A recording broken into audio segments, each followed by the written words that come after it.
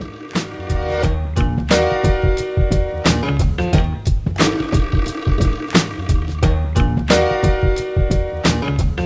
to the Ad Lib Podcast, where the electricity never runs out. As you can see, guys, I'm not in Hal Safi. I'm not in my usual place. Sorry for the lack of quality, unfortunately, this week, as you might have heard, especially if you're from Malta, you'll have noticed as well. This is the fourth day without electricity in Safi. So obviously I had to relocate and find a better location. Unfortunately, my work laptop also did not help because the government gives us the greatest laptops ever to do online lessons, mind you. So that's really helped as well. So I had to switch to the one thing that probably usually works, which was my Android phone, because Android is better than iPhone. What do you think, Franco? No comments, because I don't want to be cancelled by the iPhone crowd. And actually, there is a joke. There's a joke in one of the movies I saw, and I'll let you know later on. Definitely. Anyway, so let's start with you, because I think you've had a very tough week. How's your week? Despite the electricity cuts, did you manage to watch something or not? Or I mean, every day is like, oh, this evening I'm gonna sit down, I'm gonna watch this movie and relax, maybe have a beer. And every evening is like, oh no, fuck off, it's a power cut. No, fuck off, it's a power cut. Oh, today it's a power cut as well.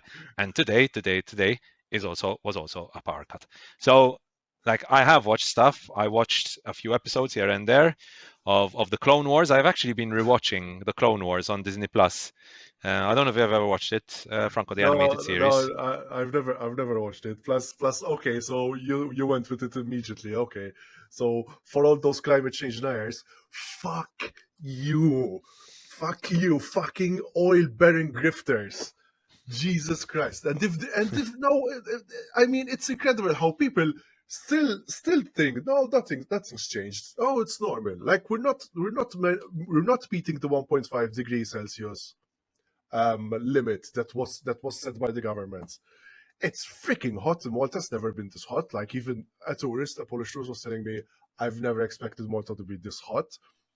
I mean, honestly, of course, because since we cut all the fucking trees that we see around us, the buildings give off more heat. There's no freaking tree to stand under. Even and last time I was talking to my father, I was seeing some people standing in the sun waiting for the bus in those fucking stupid bus shelters. And Yep. for a country they have this much sunshine, why aren't we using solar power?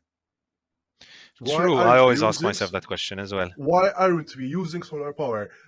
I mean, it's anyway. But I think, you know what I was going to tell you. I think it's a good excuse to stay in the cinema and not go out. This is another frustrating thing this week. Why isn't Barbie coming out together with Oppenheimer and Malta?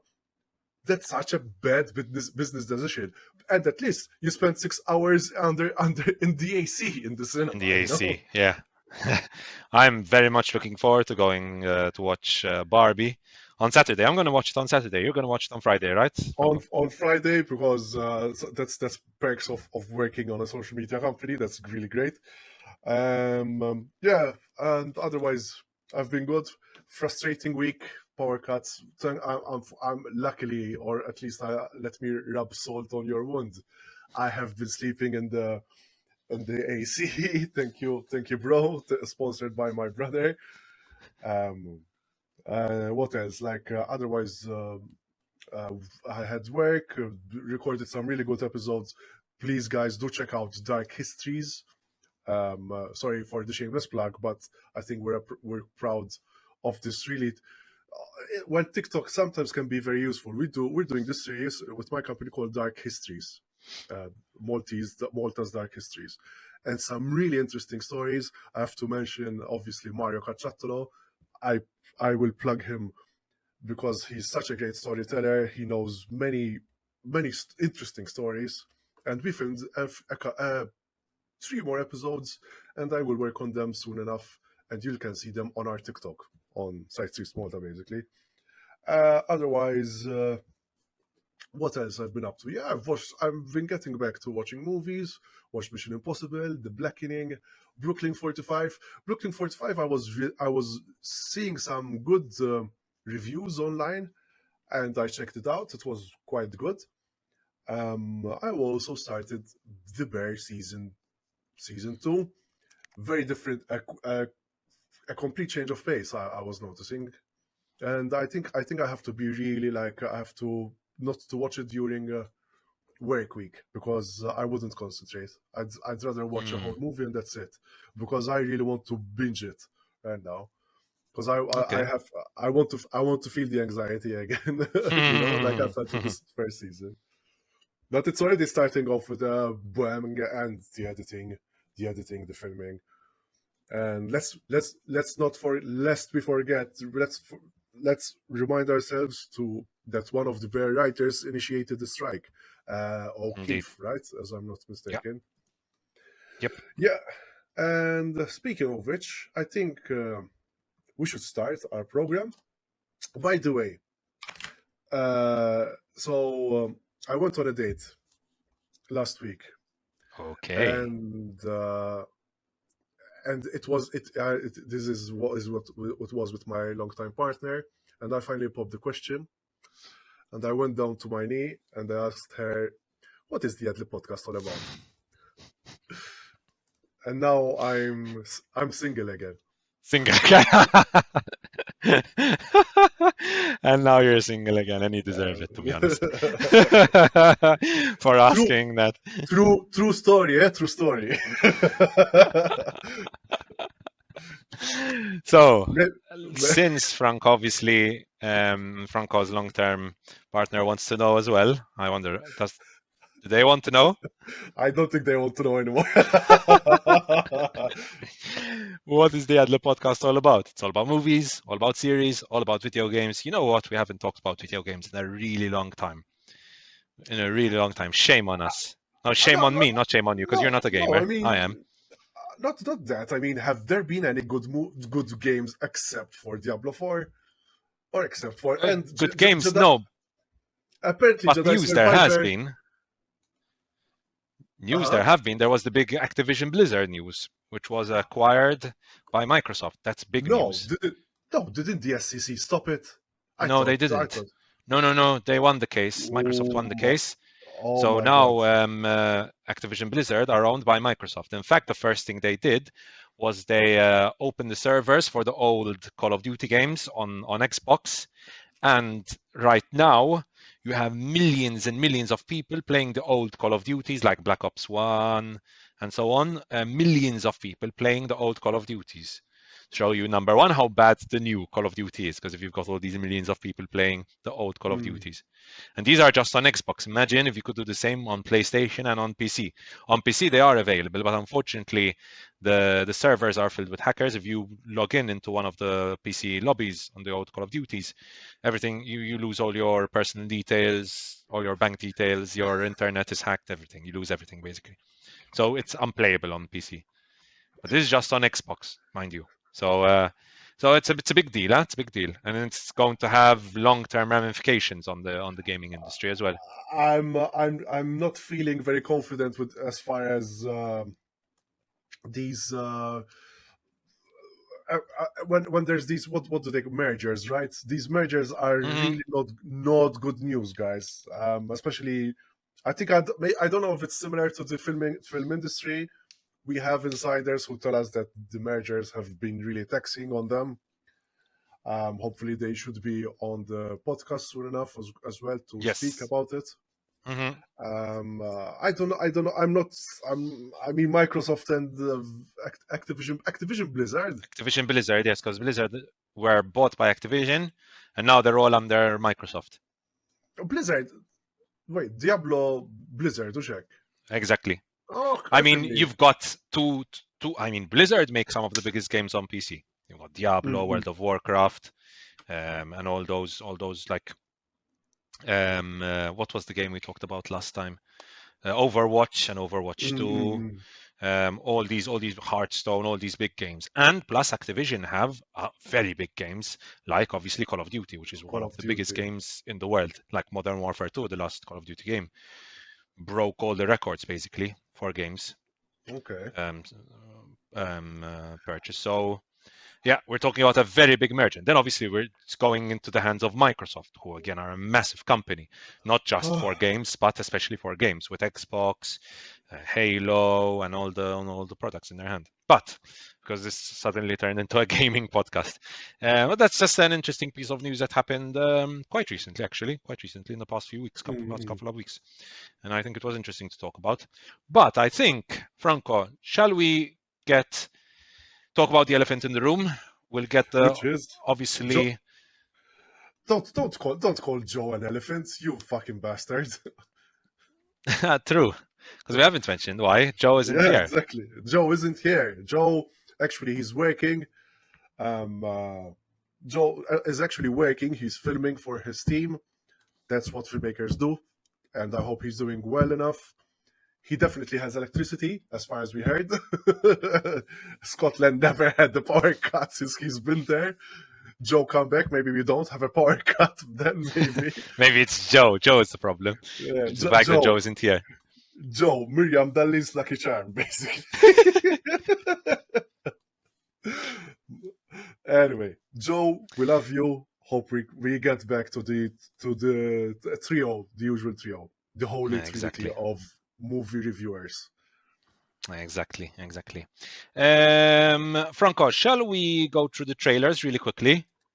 Let's go through the trailers really quickly, and we Now, have the first one.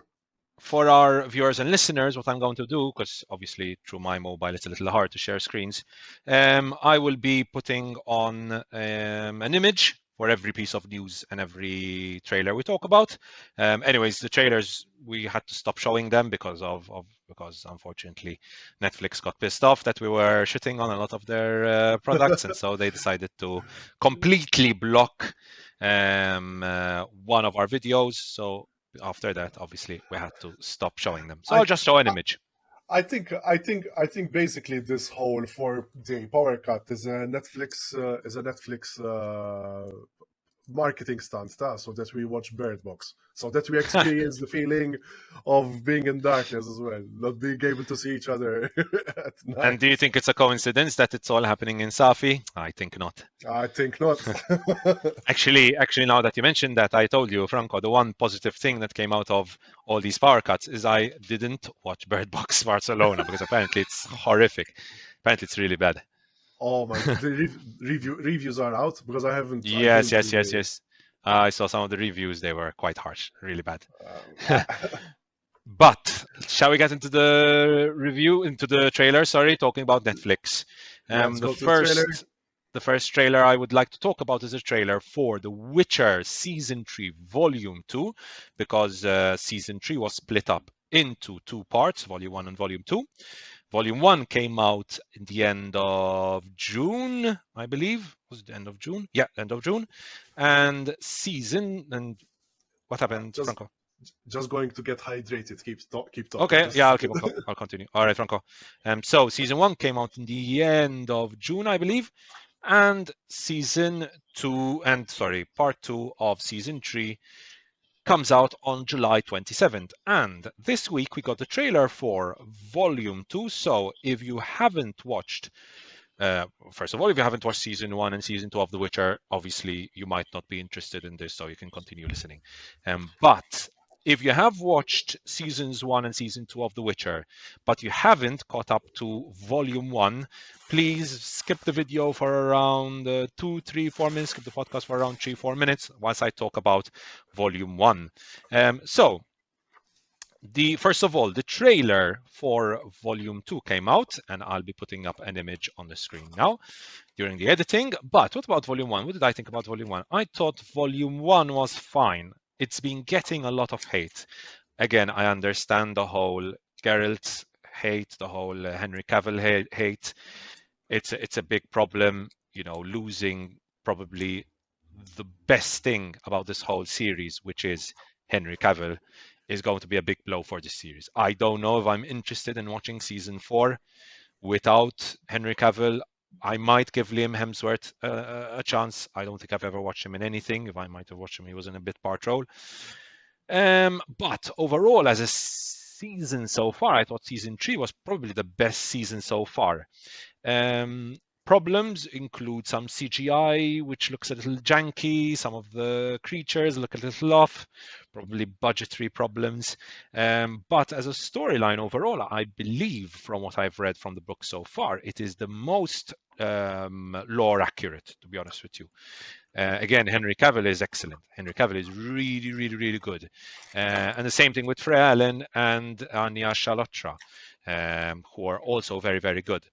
So overall, I thought especially episode 1 was excellent. I saw a lot of criticism for the 5th episode of season 3, which was the final episode of volume 1. And I didn't mind it at all. I liked the storytelling technique which was used there, which was to show the same storyline from different points of view. I like when they do that. So I didn't mind it at all. I'm interested to see where they're going to go with it, because I think season 3 could be the best season of The Witcher so far, and I'm excited to watch. I'm excited to watch season 3, volume 2 on July 27th. So those were my very short thoughts on The Witcher. Moving on to the next trailer. Sorry, why is Henry Cavill getting hate? I mean, he tried to salvage the... No, not Henry Cavill is getting hate. The production in general is getting hate. Okay. Because Henry Cavill is leaving, obviously, at the end of season 3. As in, he's already left. He left last year. Yeah. But he had finished filming, obviously. And the issues with the series are in season 2. Season 2, they killed off characters who have a very, very important role in the future of the series and of the books and of the games as well. So that obviously people did not like that. You've got obviously the comments about writers on the show actively disliking the Witcher books and making fun of it. So obviously people again don't like that. Then you've got Henry Cavill, who was accused of stuff that clearly were fake. The director and showrunner came out to clarify that none of those accusations were true. But apparently the issue was that he's a book purist and he wants his character to be as lore accurate as possible. And there were some arguments and there were like accusations of him being maybe a bit too forceful with his arguments. And I think some people got offended. I don't know. No one knows what really happened except for obviously the people who were there. But the producer and the showrunner of The Witcher season 3 came out to say that none of that was true. What is definitely true is that Henry Cavill loves the books, and I'm sure that he wanted the series to be as lore accurate as possible. Mm-hmm. And seeing the way the series was written, unfortunately, seems that he gave up. He just gave up on the show. And he's like, this isn't the series I thought it would be. It's not lore accurate as much as I expected it to be. And he just gave up and he decided to stop. And then obviously he moved on to Warhammer 40k, and now he's going to be running the whole Warhammer 40k show on Amazon, which I'm very much looking forward to. But God knows when that comes out with all that's going on in Hollywood right now. So those were my thoughts on The Witcher. Moving on to our quick thoughts on the new trailer which came out for The Creator. As we discussed the last time we talked about the first trailer for The Creator, this is one of the movies that to be honest, I'm most excited for this year, The Creator, which hits theaters on September 29th. With a premise more timely with each passing day, Rogue One director Gareth Edwards returns with the upcoming film The Creator, a sci-fi adventure that sees John David Washington take on an AI army in a post-apocalyptic war, as artificial intelligence becomes an ever-looming element of modern life. The film comes at a perfect time to stimulate audiences' growing anxieties, having made waves at Disney's CinemaCon earlier this year. With a new trailer for the film now released, fans can get a glimpse at at a bleak future where man is pitted against machine ahead of the film's debut this September. Franco, I know you didn't want to have a look at it, right? There are some spoilers. But overall, Franco, from what you've seen so far, from the images we've seen as well, any expectations for this? Obviously, we've got director Gareth Edwards leading this. My expectations are high. What about you? Yeah, expectations are being managed, so to speak, so that we don't when it comes out it doesn't become a big disappointment. I mean, there's a stacked cast: Ken Watanabe, Gemma Chan, Sturgill Simpson. There's also obviously John David Washington. Gareth Edwards is I feel he's taken on some really good actioners. Rogue One is a good Star Wars movie. I think the Godzilla one, if the first Godzilla movie, despite the story, I think that's what is it? The airdrop scene was amazing. Yes. Airdrop, it was one of the greatest airdrop scenes ever. What I'm not liking, however, I saw that as the film is to be distributed by 20th Century Studios, it will likely see a later streaming release on Hulu. However, with that service set to merge with Disney Plus onto one app by the end of the year, it could likely be the case that the creator will see its release as a launch title for the new service. Too many servers, guys. Too many mergers. I mean, but Hulu's owned by Disney, no? Hulu's owned by Disney. Yes, Hulu's owned by Disney. So they're just going to join everything into one thing, basically, I believe. Yeah, but why does everything have to be owned by Disney Plus? That's not good. I thought. Does Disney own all of them? No. But I thought capitalism means competition. Let's make it straight. No, capitalism is big multinational. Massive corporations dominating everything. That's capitalism. Yeah, no, that's selfish greed. That's not capitalism. Anyway, but speaking of which, I think we can move on. I think this is a good segue. This is a good. No, let's keep on the trailers because we have another trailer. Two more trailers. Actually, can I just say one last thing about the creator? Go for it. What really catches my eye with I listen, I love small indie movies as much as anyone. Like, to be clear, let me be clear. I love small indie movies. But there's a thing about like big budget movies, especially not something like Indiana Jones or The Flash, which looked horrible even though they had massive budgets. But certain like big blockbuster movies like Mission Impossible, we'll talk about it now. You can dislike the story, you can dislike the characters, but just visually, it looks expensive. The latest Mission Impossible, it looks expensive and it feels expensive. And then just everything about it feels quality. You can dislike the story, the characters, whatnot, that's separate. Not just visually, it feels and looks expensive. With the creator, I don't know what the budget was for the creator. I would imagine it's somewhere around the 70, 80 million budget. I can look that up. But with the creator, it looks and feels expensive and looks, the production value in it looks incredible. 80 million? Which I would imagine, like there's a lot of big special effects going on. In the creator. It looks big budget. I'm guessing it could be 86 million is the budget. US dollars. 86.1 million US dollars is the budget. Looks amazing. I mean, you've got Greg Fraser as the cinematographer, so that helps a lot. That helps a lot. And also I have to see the VFX studios behind them, as well. But overall, the AI looks really, you can feel it looks real, which is a good sign, and that always makes me excited for a movie. Again, also you've got Gareth Edwards, like you said, who is a fantastic visual director. I mean, I don't think I've ever watched anything by him where I said like this doesn't look good. So overall, I'm super excited about it. Super excited. You know what? I got some vibes of, not visually. There was one scene visually from the trailer, but Blade Runner. It reminded me a little bit of Blade Runner. The idea of AI. Is it AI? Is it human? And that whole like idea of the distinction between humans and AI. Can they coexist? I mean, we're heading there basically. Yeah, motions as So well. There's a lot of focus. Oh, we got a power cut in Birkirkara. Great. no way. We got a power cut in Birkirkara as You well. you don't This is you're on running after me. data. You're on Sorry. data Yes, I now. was on mobile data, but the problem was my mobile doesn't have a lot of charge. I've got 22% charge. You seen it here first, live. Live on the Ad Lib Podcast. Power My cut. God. Even in Birkirkara, these power cuts are running after me. Like right now, it's unlivable. Like this country is literally. It's impossible to live in this country right now. The way the situation is. I have 22% charge.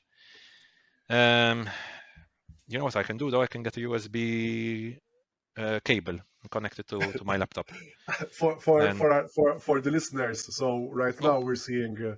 Oh my God! What the hell is going on? Yeah, we're Like right. the next trailer we had to. Oh my God! Paranormal activity. The next trailer was Haunted Mansion, by the way, for our viewers and Nice. listeners. By the way, our listeners must be going crazy right now because they're wondering what the hell is going on.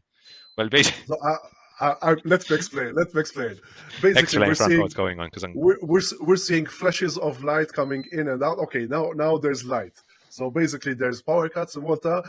If you didn't know, and Andrea got hit by one just now, and it went off again. And we're seeing like it looks like paranormal activity. So Franco, can you comment about the next trailer, Haunted Mansion, whilst I get a USB from downstairs? Haunted Mansion. So while Andrea's on the hunt in his Haunted Mansion for a USB, oh my God, it's like a disco, man. So I've seen the first trailer. Apparently, I'm seeing the new trailer right now. Andrea will put a picture of it. I think for the first one, I thought it was quite decent, and it's much better than the one we've seen with Eddie Murphy. I'm not sure how's it going to be. Again, the cast is very stacked. There's Owen Wilson, Rosario Dawson, Lakeith Stanfield as well. Oh, there's also Danny DeVito, Jamie Lee Curtis. And there's also that's also Tiffany Haddish. Tiffany Haddish, the stand-up comedian. Well, seems interesting enough for me. So we'll see what's going to be like. I think it's. I hope it's not too long, because it might be quite a good, like, possible movie. I feel like, yeah, it's interesting that the last shot of the trailer was Lakeith Stanfield holding a candle, which is what half of Malta is doing right now because they're in darkness. Let's go on the next trailer. In the meantime, as Andrea is still looking for his USB, and the next trailer is A Haunting in Venice. It's the next outing for Inspector Poirot, played by Kenneth Branagh. And we see Kenneth Branagh, one of literature's most recognizable detectives, is back on the big screen as 20th Century Studios gears up to release A Haunting in Venice in September. Based on the Agatha Christie novel Halloween Party, Kenneth Branagh returns as Hercule Poirot to solve a spooky murder mystery. A few months after the first teaser, the official trailer has arrived, and I still have yet to see it. So, set in post-World War II Venice, A Haunting in Venice brings the legendary Hercule Poirot an eerie All Hallows Eve mystery. This time around, the famed detective has put away his magnifying glass, sorry, there's a typo there, retired and living in a self-imposed exile. However, the mysteries continue to fight him when he reluctantly attends a seance at a decayed and haunted palazzo. Whatever spirits are waiting to commune aren't the biggest treasure yet, as one of the participants winds up murdered, leading Poirot to find the killer while being thrust into a sinister world of shadows and secret. We see lots of the cast. Again, it's another stacked cast. Here we have Michelle Yeoh, our Auntie Michelle Yeoh. That's how we're going to call her. We have Kenneth Branagh, as we said. There's also Tina Fey in this movie. And if you know Tre metri sopra il cielo. Oh my God, that sounded very, very American. Tre metri sopra il cielo. Trimetri sopra il cielo, there's Riccardo Scamar. It looks like that there's a ghost, and I think it's really haunted because there's a silhouette of a person. Right? Franco, I'm back. Yeah. Mela, where were we? So we're on the haunting in Venice. Do you have any comments about the haunted mansion? Sorry, I might have to give you lots. No, I said basically the haunted mansion looks decent enough. I think I would watch it at home. I mean, it seems like an enjoyable. I hope it's not long. It looks for me it looks better than the Eddie Murphy version, so to speak. So fair enough. Yes, I still get the vibe of kind of like it's made for TV, but it's coming out in the cinemas, right? Am I wrong in saying that? It's coming out in cinemas, but I'll tell you what other speaking of saying looks like made for TV, but it's not this trailer. This looks a bit made for TV as well, huh? The Haunting in Venice. Haunting in Venice. Yes, we can move on to that actually. With regard to how it looks again, like you said, made for TV. It's and the same thing could be said for Death in the Nile and all of these detective Poirot movies. There's something fake about them. They're just the way they look. It doesn't look lived in, Mistra. Even Venice. I don't know why Venice. I'm not understanding. I mean, because at least you can do cleanup. Venice is just there, unless there's budgetary restrictions. But I mean, but you're right. I mean, why not go there? Tom Cruise went there to film his Mission Impossible. So what kept them from going there? Because it seems like these are mostly sets. Yeah, 100%. However, to the movies, I'll give the movie this. I think it's the first one of these. I think it's a trilogy now, right? I think this is the third movie. Trilogy. It's the first movie that actually caught my attention, and what caught my attention was the switch to a more like some more horror elements, which I will admit did catch my attention. Again, it doesn't look great. But I think if they do the horror elements well, I think it could be an interesting movie. Probably like one of those, 3 out of 5 movies that you go watch in the cinema on a Tuesday evening because you have nothing to do. I'm gonna give the other Kenneth Branagh detective movies a go.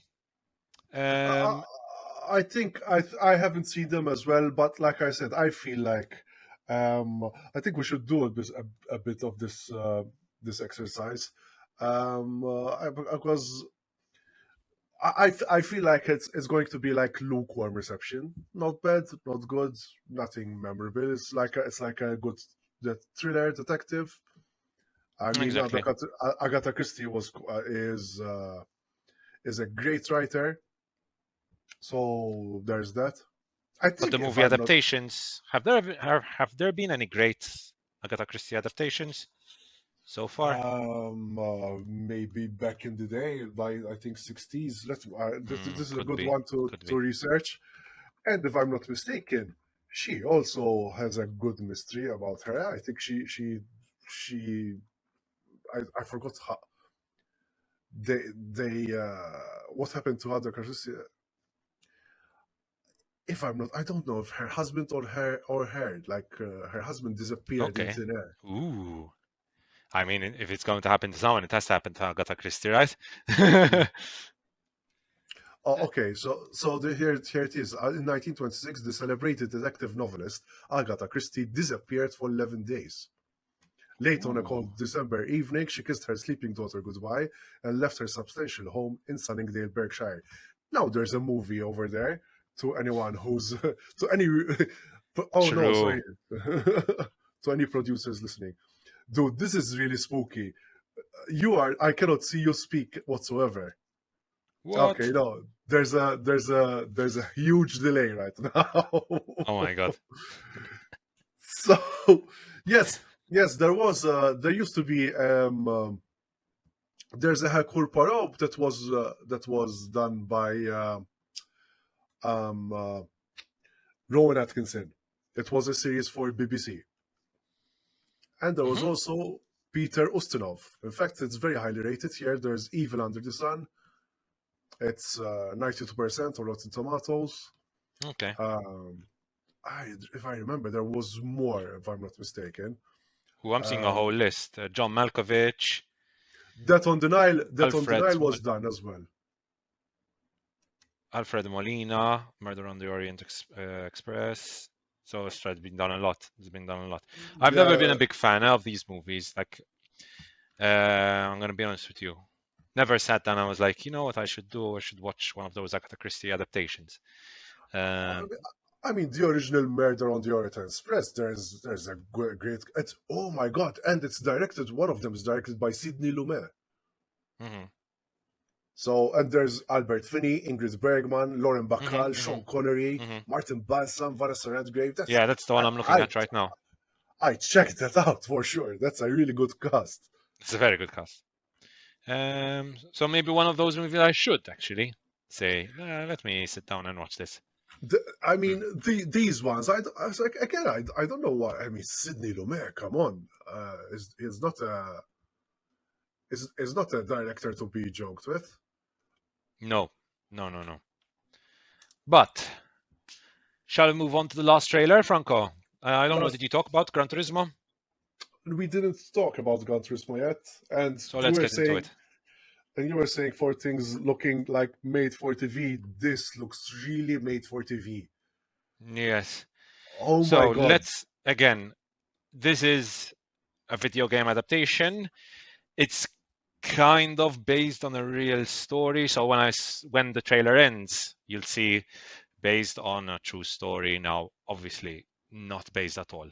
The only thing it's based on is, yes, it's true that there were some kids who played Gran Turismo and were given the opportunity to race in real races, but the actual story we see, there's nothing real about it. It's just true that there were some gamers who were given the opportunity to race in real Gran Turismo races. Now, to start off our discussion with this, first of all, the title from Collider, a racing legend is made in new Gran Turismo trailer. The video game adaptation races to theaters on August 11th. I'm curious if it will come out in Malta, this movie. I think it will, because I'm sure it'll attract. It will for sure. I mean, we have many car enthusiasts. Like they flocked to Fast X. But I mean, in all honesty, it looks like very lazy filmmaking. With all due respect to David Harbour and Orlando Bloom and the newcomer here, and Neil Blomkamp. Oh my God, Stra! I don't know how the mighty have fallen. Neil, to be honest, Neil Blomkamp, he has these old studios. And they are amazing. There's one. They are shorts. Imagine Love, Death and Robots before Love, Death and Robots, basically. Okay. I've never watched them. He also was trolling Trump. He basically Air Force One. They made it so like go with gold ornation and whatnot. This is like I'm watching Unfriended, because you are just doing like this in slow motion, and I'm expecting a jump scare.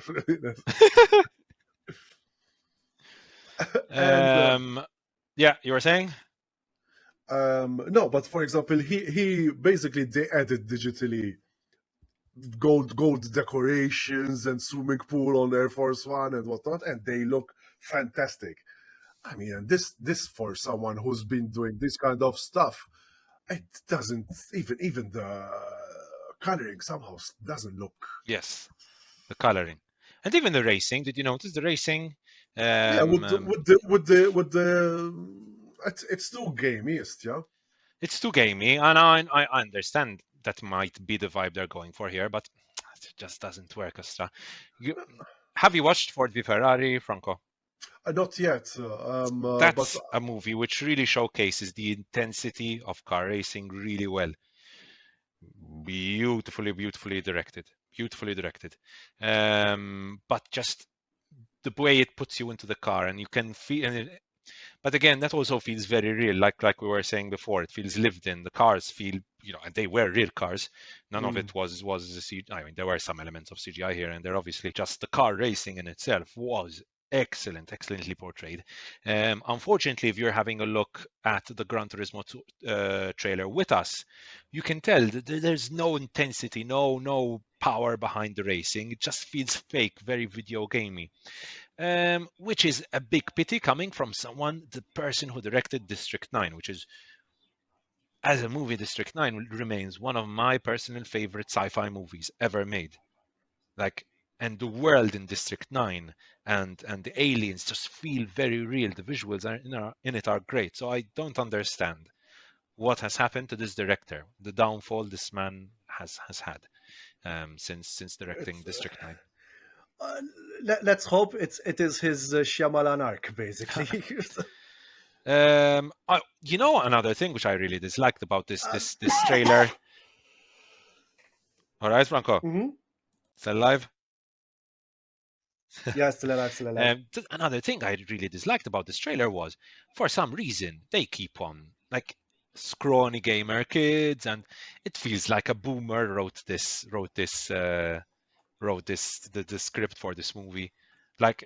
If you have a look at some of the most popular video gamers on Twitch and on YouTube today, you'll see that the majority of them, apart from doing having a gaming channel, also have a fitness segment to their channel. If you just look at Nick Merckx, if you look at these guys are fucking fit. They're stronger than me. They're faster than me. They're super fit. Nick Merckx. Oh yeah, I forget the whole politics. But he's one strong dude.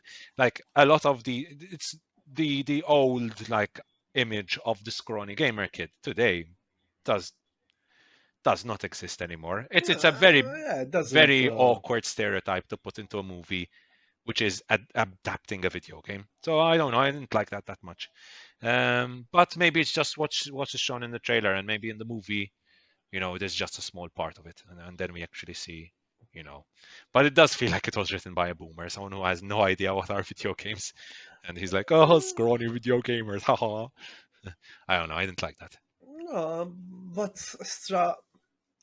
No, but even the look of it, something's off with the look 100%. Of it.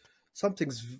I mean, because even okay, let's say take Chappie, which didn't do well, but at least it looked like it was for cinema. There was that grit to it. There's no grit to this, exactly. And for a Gran Turismo movie, you would expect grit. But and it's based in England as well. If it starts in England, believe so. Yes, from I believe so. Yes, it is. More gritty than that. You couldn't be more gritty than that. It's you know what that it doesn't have? Atmosphere. Oh, nothing. I'm not. There's no fog. There's no for example, some sort of fog trailing. Now the weird thing, Franco, is I believe it was shot on location. So I believe they used actual, tracks, and they used actual crowds as well, because I saw them filming during a Formula One race.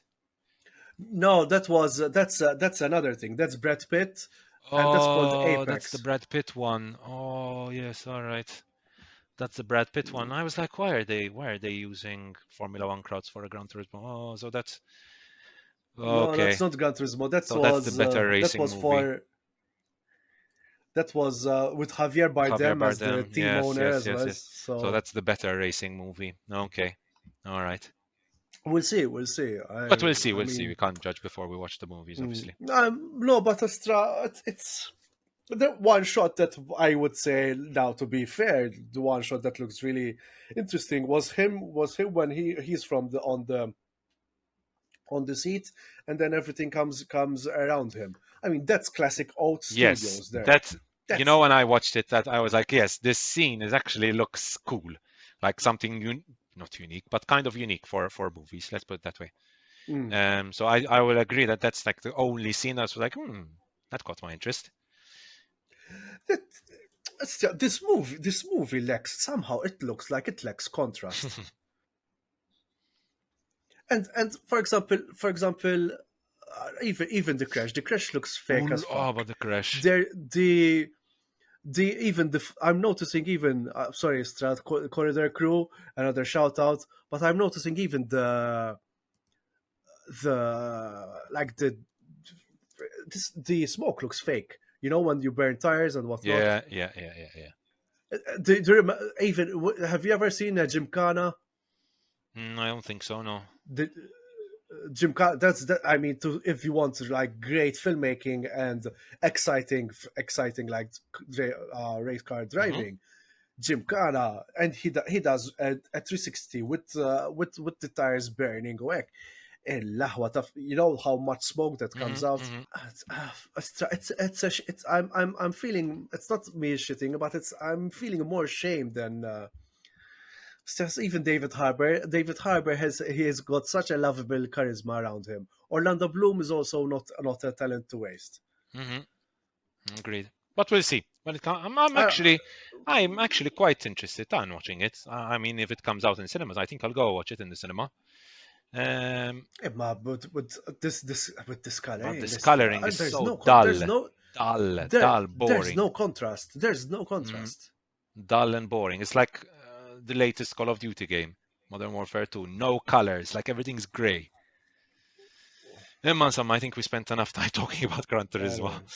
Yes. Because let's move on to more important stuff. And today, I think this is going to be the main focus of our episode. Because whilst in Malta, we are struggling with power cuts.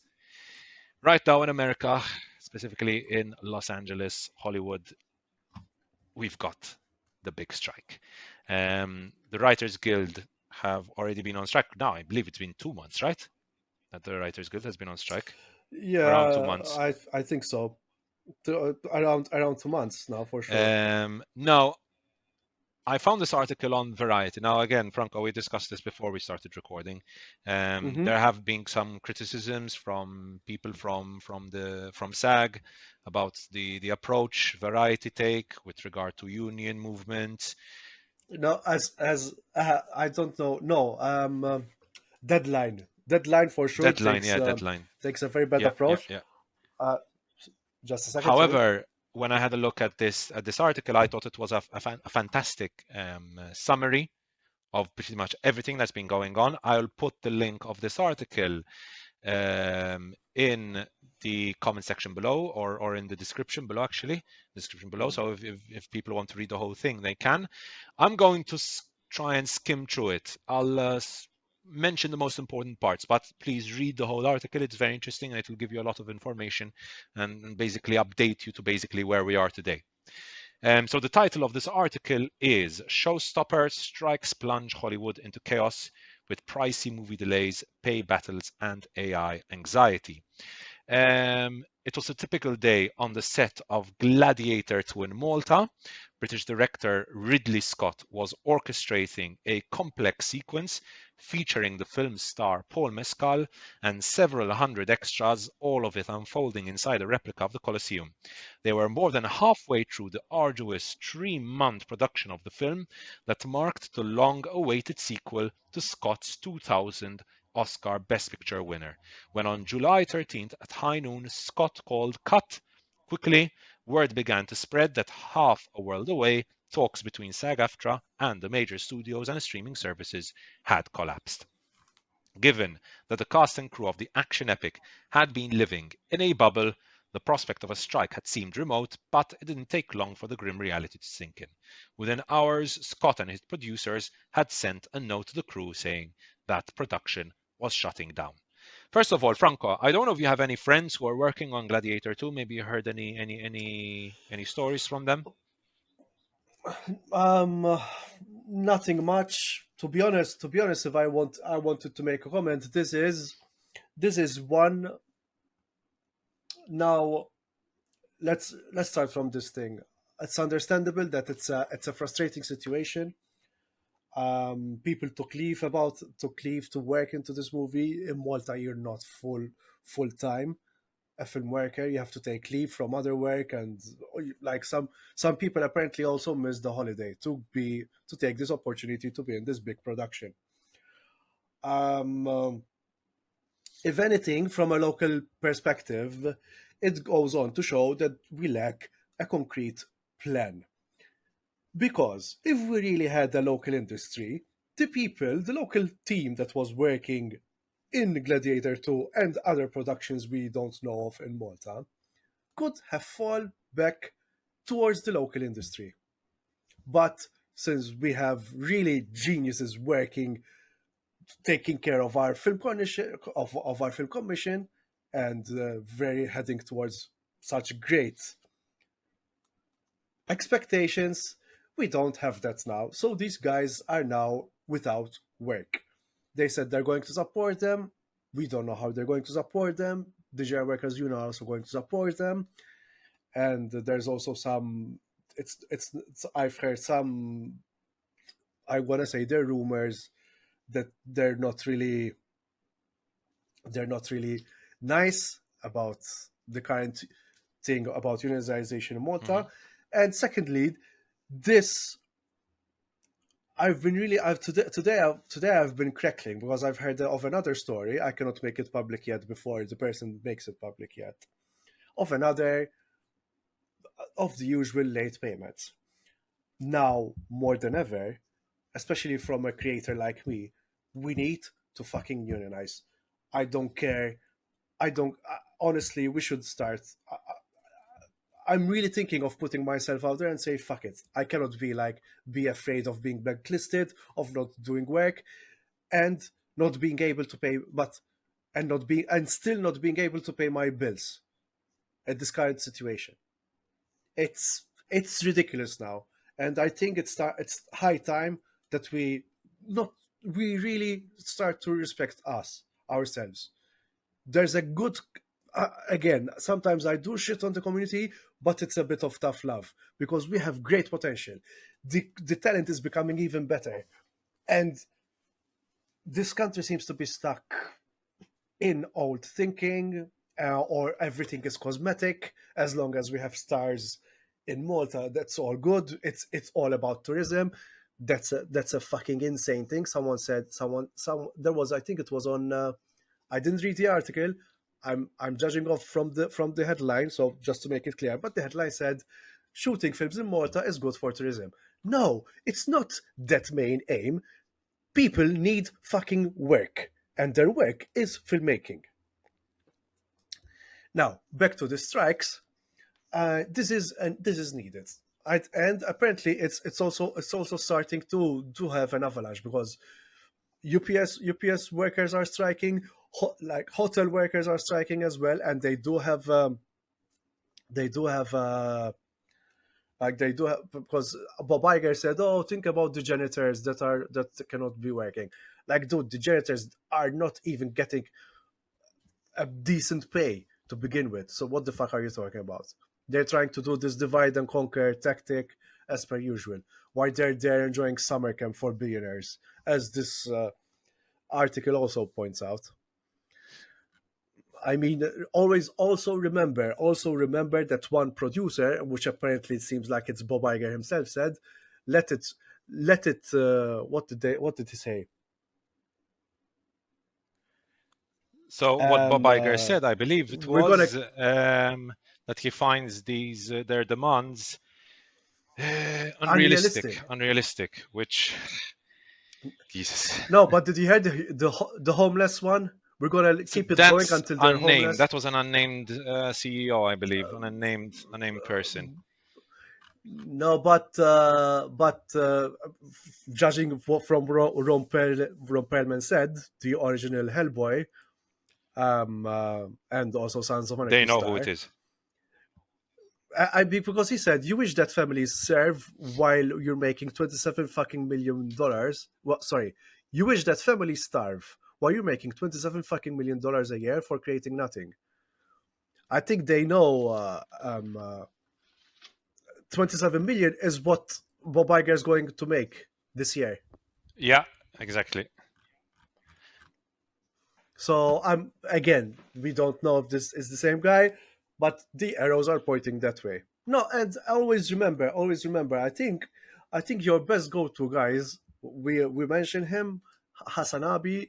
He gets people actually from the Work Writers Guild Association to speak on his broadcast on Twitch, explaining the situation. Like I learned about Hollywood accounting, Hollywood accounting, and this is a huge issue with streaming, where the CEO say that. So sometimes you'll notice that much of the content is swiped off the, like for example Disney and Netflix, because of losses. It's not true. They write them off as losses so that they can have tax cuts. But the tax cuts are for the rich, because the people who worked on those productions don't get jack shit. They don't get residuals. When this happened, apparently, thanks to the one of the major strike, if I'm not mistaken, in 1960, is when actors started and producers started to get residuals. And right now, they're not getting any residuals. We spoke about the bear. The writer didn't even get paid whatsoever. And for people who I saw some like people saying, oh, because we don't have work right now. Like, what were you working for? Just to remind you, an extra in Malta gets, not an extra actually, background actors now, because even in America they're treated with much more respect, and in America they're unionized as well. They also have to be part of SAG-AFTRA, background actors. And in Malta they get $100, €100 roundabout, for 12 hours to stay in the sweltering heat in costume. And you're complaining because they're striking. We should also be striking if that's the amount you're ready to take. But just because you're on the gladiator set, you forget you're a human being. I'm sorry, guys. I know it's a very difficult situation, but do understand what is the point of striking here. That's all I'm going to say. So this is a quote from one source on the story that I was talking about, the story of Gladiator 2 being shot here in Malta. There was just this sadness, one source says. We were completely out of the politics and just invested in the work. Now, a lot of people are going to lose their livelihoods, won't be able to keep up home payments, school payments. Most of the cast, including Denzel Washington and Pedro Pascal, began booking flights out of Malta, presumably toward home, leaving behind a big budget production that had employed more than 400 people. And that obviously you talked about, Franco. It's unfortunate, but I mean, strikes are meant to be unfortunate and are meant to be, upsetting and strikes aren't done for fun. Strikes are meant to be upsetting and unfortunate. I mean, this because Edwin Conover as well. He's another good source because he's also like, I think he's one of the he's one of the top members of the Writers Guild. He's saying like these happened after negotiations, and these strikes can simply stop when the CEOs come to the table of negotiations, and the CEOs are not doing it. Yep. And there's also Chris Stuckman. Chris Stuckman, please do link these videos, Andrea. Chris Stuckman also explained it. So okay, I mean, here's the thing. Actually, speaking of the €100 paid background actor, Maltese background actor. So basically, they won't need you anymore. They only pay you 100. Okay, imagine there's a production going for 3 months, and for every day you're on set, you get €100, €100, right? So say you would get like €1,500 for 15 days on set. Still not good. But with the AI right now, with what's happening with AI right now, they would only call you for 1 day on set, pay you €100, and off you go. We don't need you anymore. We're going to get into all these issues now, Franco, because the article is very long. Let's go through. So obviously, the cast and crew of Gladiator 2 weren't alone that day. There were other major studio productions such as Deadpool 3, We've got Beetlejuice 2, which were all being shot, basically. 4 minutes seemed like a flashback to March 2020 when Hollywood came to a screeching halt at the start of the COVID lockdown. And this is obviously the dawn of a new era of uncertainty for the film and TV industry. I'm going to move on to Fran Drescher. Her comments basically were that our nanny. So we our have nanny, Daddy Pascal, Mommy Kate, Auntie Michelle, and Nanny Fran Drescher. the All in the sitcom family. star turned actors union leader. Sorry, because I pressed up. So the sitcom star turned actors union leader preferred to evoke the French Revolution, likening SAG-AFTRA's struggle to the proletariat's rebellion against an out-of-touch monarchy. Eventually, the people break down the gates of Versailles, the nanny star said during a press conference officially announcing the strike. As Yvonne Q, because this is one of those comments that we mentioned already and really upset me. Disney CEO Bob Iger countered with his own "let them eat cake" soundbite, telling CNBC's David Faber a few hours earlier that when it came to negotiating with striking writers and actors, there is a level of expectation that they have that is just not realistic. The mogul, who stands to earn as much as $27 million in total compensation this year, delivered his blunt assessment from Sun Valley, Idaho, a bucolic ski resort that hosts Allen & Co.'s annual media conference, an event that some call Summer Camp for Billionaires. Yeah. That comment really made me angry when I read it. Because I thought, I'm going to be honest with you, and I know you're going to say I'm super naive, but I thought that if there was one fucking Bob Iger should know what it means for these actors. I know he's an out of touch, but he's been working in this industry for so long.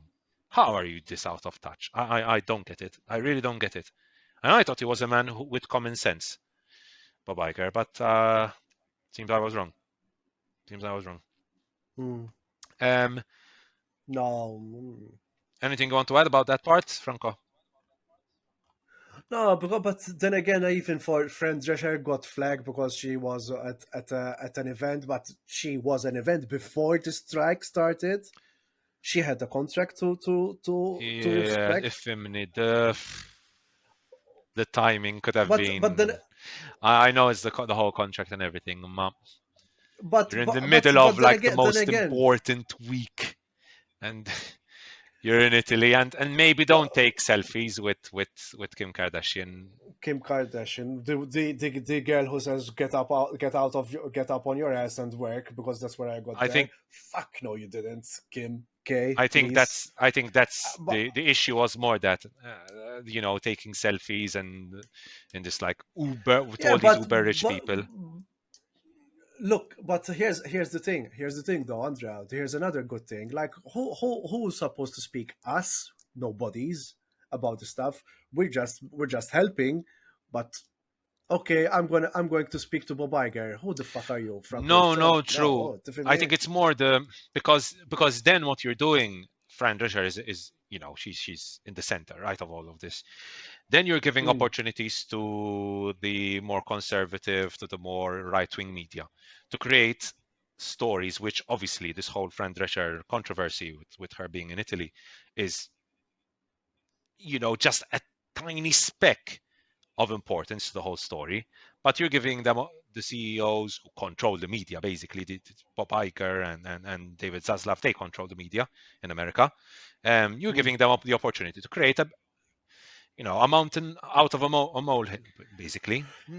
If you can avoid these kinds of things, I would say yes, try and avoid them as much as possible, because you're inviting, controversy when right now the focus should 100% be just on the strike and their demands and what pieces of shit Bob Iger and David Zaslav are, amongst others, obviously. Anyway, but still, at the same time, they're doing some really shitty stuff. They also cut trees in front of Universal Studios, so that they don't have any shade. Yes, I saw that. I know that there was some construction work as well, in front of another studio, where they made it very unsafe for people to be there. So yeah, that's on.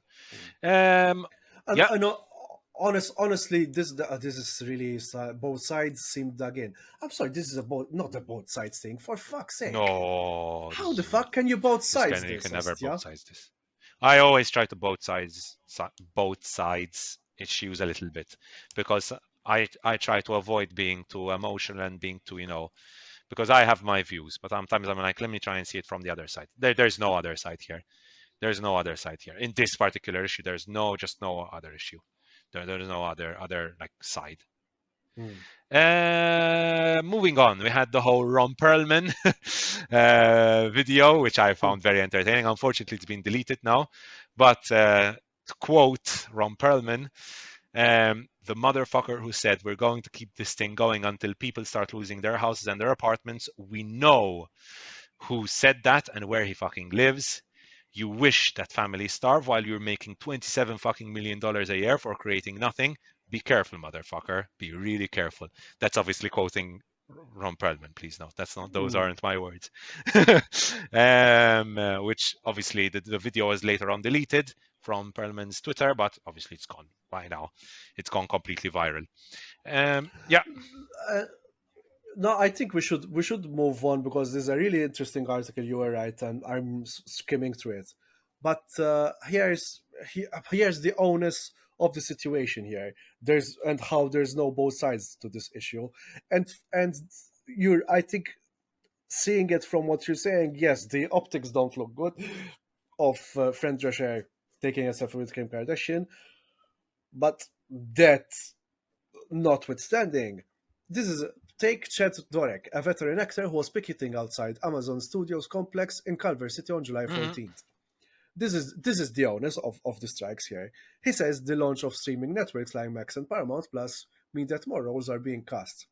The problem is that these gigs aren't all that profitable. I have participated in several shows that were the biggest shows on their streaming services at any given time, and I receive almost no residuals. Dorek says, I booked a lot of jobs last year and barely qualified for my medical insurance. How the hell do you get booked for lots of jobs and not qualify for medical insurance? How? Yep. Because you need to make at least $27,000, I believe, $27,000. Mala, $27. You're not even making $27 on residuals. So the fuck ups are clearly happening from the big Yep. guys. Yep. And so again, I mean, understandable that there's a selfie with Kim Kardashian, but the fuck ups here is much bigger. I mean, with all that notwithstanding, as I said. I mean, Or the next story, I don't know if you read it, Franco, the one of Kerry O'Neill, who worked in the writer's room on Jury Duty. Jury Duty. Which scored 4 Emmy nominations. This quote is perfect. It's kind of insane that you can be nominated for an Emmy and be on unemployment and food stamps like I am. You don't make enough money to make a living as a creator, and I acted and wrote on Jury Duty, so I made double money, and I still can't afford my rent or groceries. It's like, what?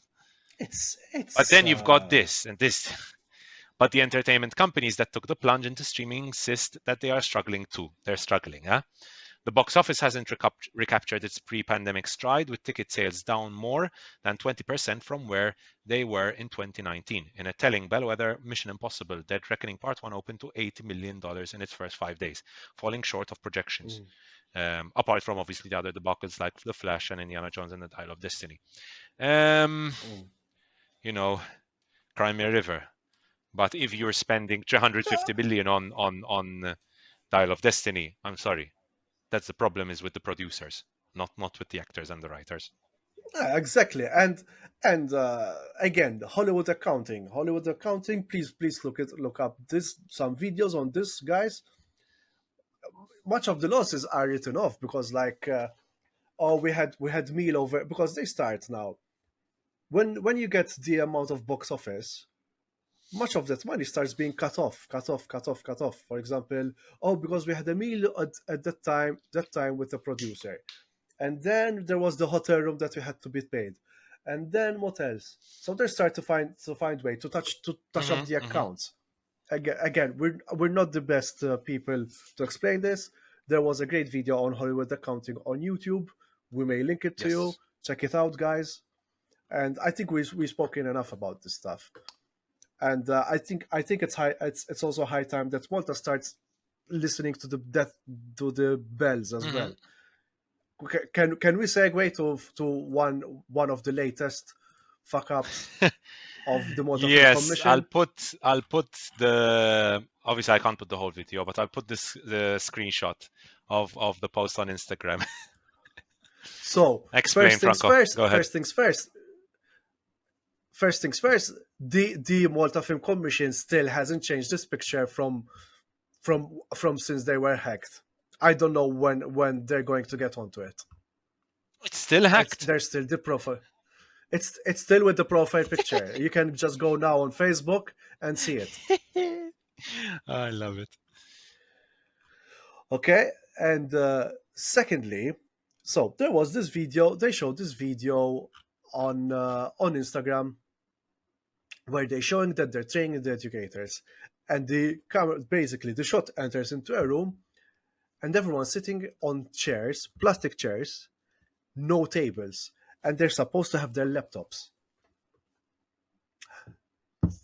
And second of all, apparently the program that they were using is outdated as fuck. When we have a great program, I've actually switched completely. DaVinci Resolve. It has incredible features. It also has color grading, which is an essential part of filmmaking. It also has a good sound app, because DaVinci basically it takes Audition, Premiere Pro, After Effects, and puts it into one program. You don't have to open too many programs, so that's why it's very efficient. And the name is in it, Blackmagic. Why? It's also free. And the free versions now has become better. Why are we not telling these to our future educators? Why are we treating our educators so it's like, yes, champagne, no tables? Yep. It is. I'm genuinely.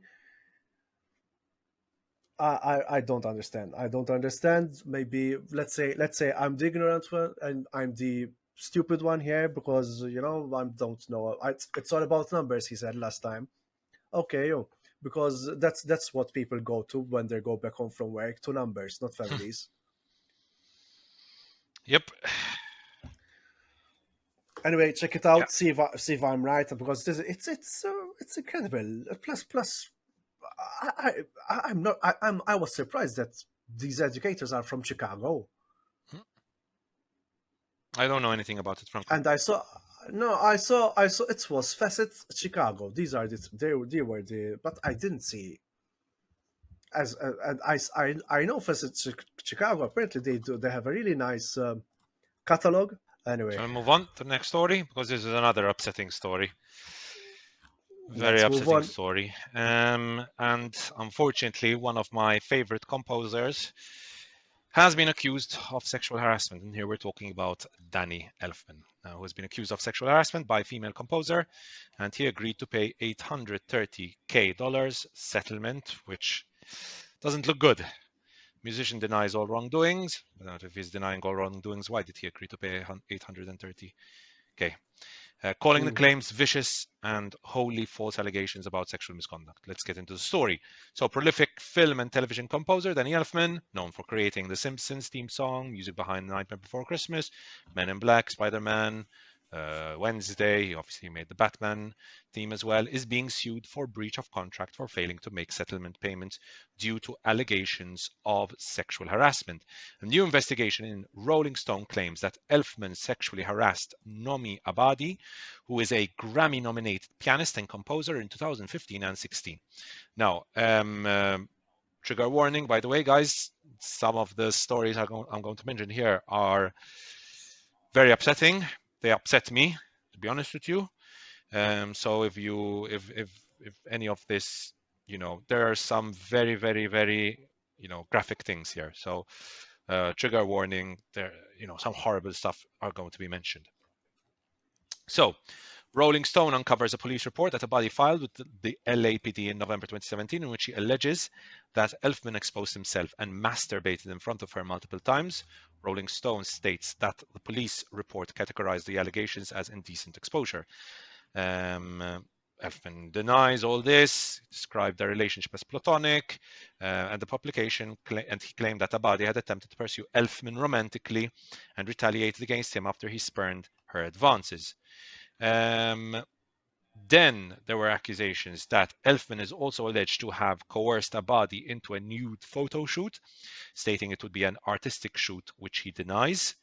He is also accused in Rolling Stone of presenting Abadi with a glass of what Abadi claimed Elfman said was semen. Variety reviewed a photo of the glass in question from an email that Elfman allegedly sent Abadi. The caption in part quotes, to pique your imagination.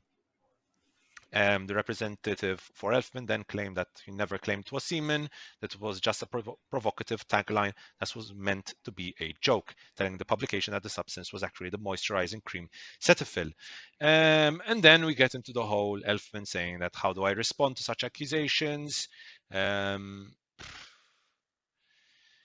know, a spokesperson for Elfman told them that they had limited interactions, which did not involve sexual contact, were fully consensual. Was a reaction to the Me Too movement. That also told the publication that the settlement was a reaction to the Me Too movement when faced with threats from the other party to go public with untruths at the height of the Me Too movement.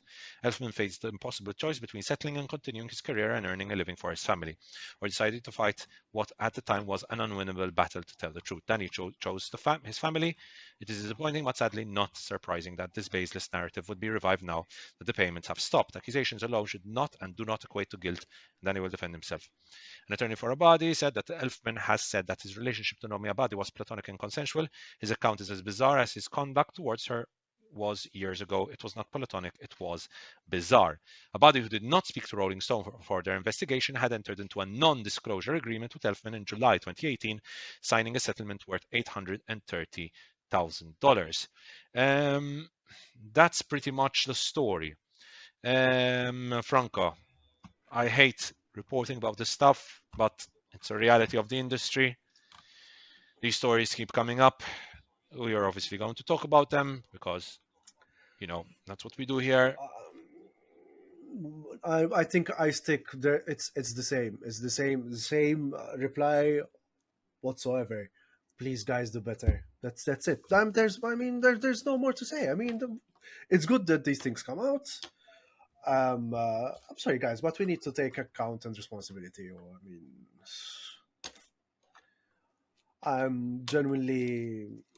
I'm also disappointed. We know what iconic scores Danny Elfman did, but I don't understand. I don't understand. Maybe it's a power trip. It has to be a power trip. They did better. It has to be a power trip because it doesn't make sense. Like in their situation, I don't know. It just really does not make sense. They must. It's probably their ego makes them think that they can do whatever they want. I don't know. I don't get it. Not only that, but there's also maybe a cabal of enablers there. Oh, as well. 100%. I mean, we've heard of also not only like Weinstein one, and then there was another producer. I forgot his name, but he used to really go up out of on a temper and destroying stuff. So, and no one dared. Scott Rudin, I think it's Scott Rudin, if I'm not mistaken. Let me check. I forgot that story. But let me check. But the whole Me Too movement in Hollywood has, you know, really brought out some horrific tales. So horrific tales. Obviously, starting off with Harvey Weinstein. What else? I'm also trying to find this. Yeah, it was Scott Rudin with and he was like abusive behavior for during his. There was another report on the Hollywood Reporter, and apparently, according to Vanity Fair, Scott Rudin still pulling strings on Broadway, despite pledge to step back. By the way, guys, if you want to watch a good movie about the whole Me Too movement in Hollywood, she said make sure you watch She Said. She Read the Said. book and then watch the movie as well. Very, very good movie. You read the. I haven't you read the book. No, I haven't read the book. Okay, I would read the book because I remember reading. I read all the President's Men as well. That's a really good book as well. Anyway, Yeah, let's move on to the next story because these I hate talking about them, but we have to talk about them. Like I think it would be very unfair not to mention them on our show because I want if something comes out of this show, number one, to hold people responsible. Although obviously it's not our role to hold these people responsible, but talk about this stuff. Please, like you always say, Franco, guys, do better because man, it's really frustrating. Anyways, moving on to the next story, bit of a more happy news. Obviously, not for Malta, but for many where. Sorry, I thought the good news now is Bron Studio bankruptcy. No. Before that, that's a bad segue. No. I wanted to move to something more positive. So obviously for many countries around the world, not for Malta, this is obviously the Barbenheimer week, and it will be coming. Well, this podcast will be released on Friday, so it will be released on the Barbenheimer day, actually, funnily enough, on the 21st. Today is the 20th. We're recording this on the 20th. So, and obviously one of the most important persons in the whole Barbenheimer week is Christopher Nolan, who's been doing a lot of interviews. Obviously, he's part of the Directors Guild, so he's not constrained by all the regulations for writers and actors. Although I still believe this was done in July 17th, so still not breaking the rules anyways. But we got some interesting information from an interview with Christopher Nolan, including information about the fact that he will not be making another superhero movie. He had YouTuber Hugo the Crypt. I'm guessing that's a French guy, no? Hugo the Crypt? I don't know.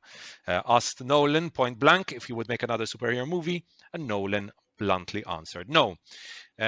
Question came during a speed round in which Hugo the Crypt also asked the Oppenheimer filmmaker if he could make a TV show one day. Nolan also answered no.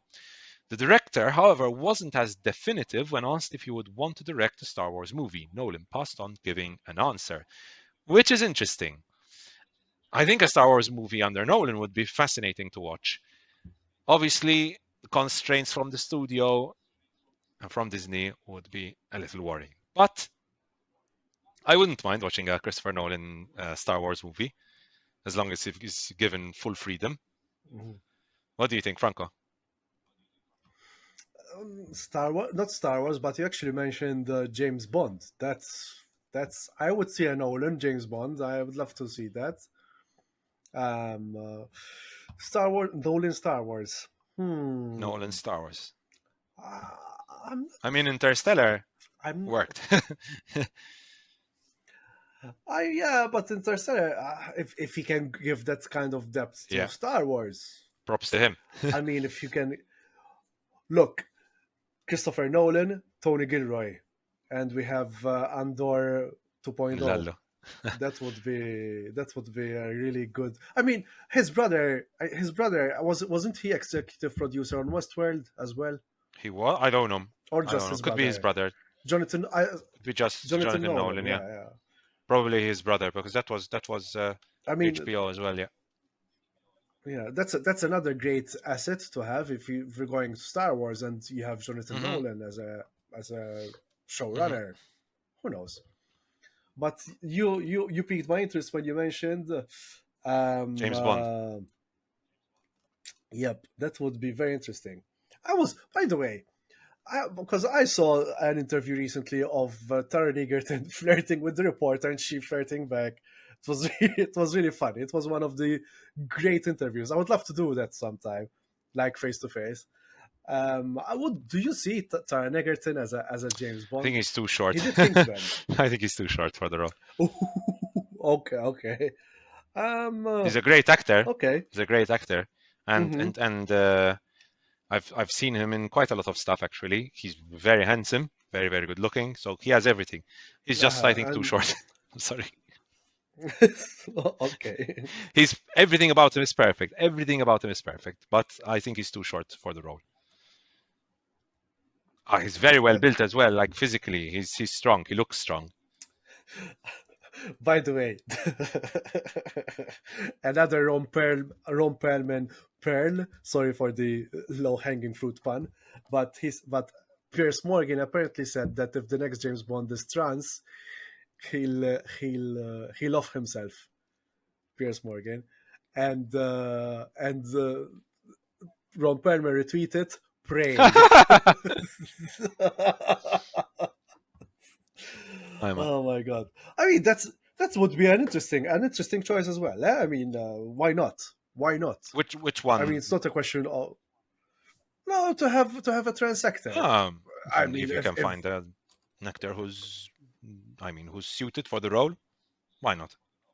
If they're passing, as long as it's not, because with these kinds of things, you always have to be careful. As long as the person is suited for the role, fine by me. Fine by me. Again, no. It's I don't think the story would revolve around them being trans at all. But if they're capable enough, we've seen many. Hunter Schafer is a capable enough actress. No? Yeah. 100%. So there you go. I mean, why not? Why not? To conclude this interview, there was one comment by Nolan which I found very interesting, which is this, open quotation marks, whether for budgetary reasons or reasons of control, studios now look at the screenplay as a series of events and say this is the essence of what the film is. And that's completely at odds with how cinema developed right from the Lumiere brothers, train pulling into the station as a pure audio-visual experience. But it's a very popular fallacy, sometimes with critics as well, quite frankly, that all that matters is the scale of the story being told. People will tell you that the success of Star Wars had nothing to do with its visual effects and it was all down to its great story. But, I mean, clearly that's not the case. It is indeed a great story, but it's also an incredible visual and oral experience. So, this willful denial of what movies actually are has set in. People will say, why would you have to see something like After Sun on the big screen?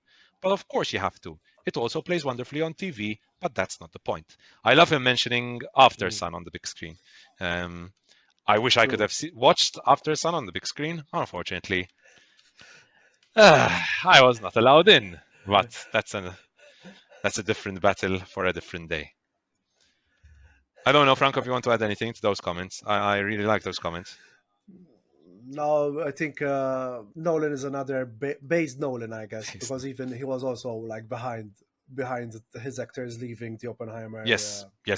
When the clock struck midnight, the actors that were in Oppenheimer left and was very supportive and of them. He mentioned that he's not going to start working on another movie before it's all settled and the writers and the actors.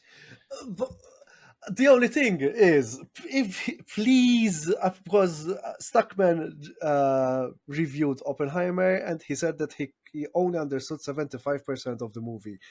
Please look at the sound, and we will confirm once we'll watch Oppenheimer ourselves.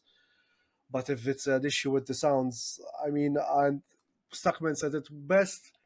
I understand that he's going for reality, but we're seeing heightened reality. Sometimes we need to understand what people are saying. Yeah. However, I've heard that the soundtrack is incredible. The soundtrack is incredible. And Hoyte van Hoytema. Yeah, I'm so excited to go. I'm going. Have I told you how I'm going to watch it, Franco? We're going to Gozo to watch it. No, but Ethan is also going to do it. Yes. But we were like, let's go to Gozo because Gozo have, in my opinion, the best cinema on the Maltese Islands, which is interesting. I'm still waiting, however, for them to release their tickets. So I've been refreshing the Cittadella Gozo Cinema page every day, basically, to see if the tickets are out. So, moving on back to negative news, not so happy news.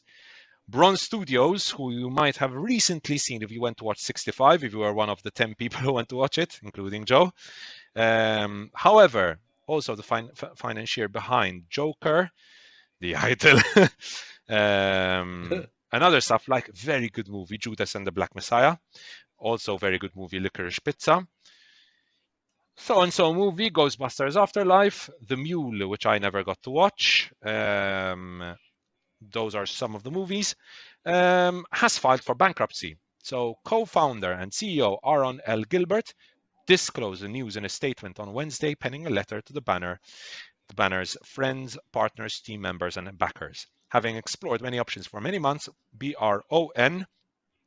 Bron had no choice but to take the step in light of its financial circumstances. The last few years have been incredibly difficult for Bron, and things have only gotten more complicated over these past few months, citing the COVID pandemic and both the SAG-AFTRA and WGA strikes as insurmountable headwinds for the company's continued operations. The exec also stated that the company would not be doing press.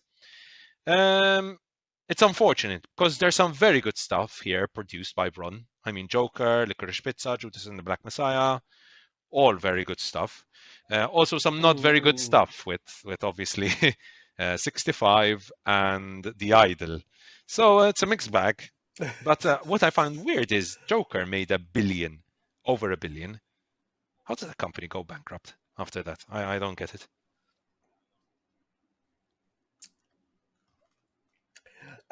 Hollywood accounting. that's all I'm gonna say. I mean, we're discussing this, which it is really. I think it is really interesting. How do you make $1 billion and go bankrupt? Maybe you don't have the good people. Honestly, I don't.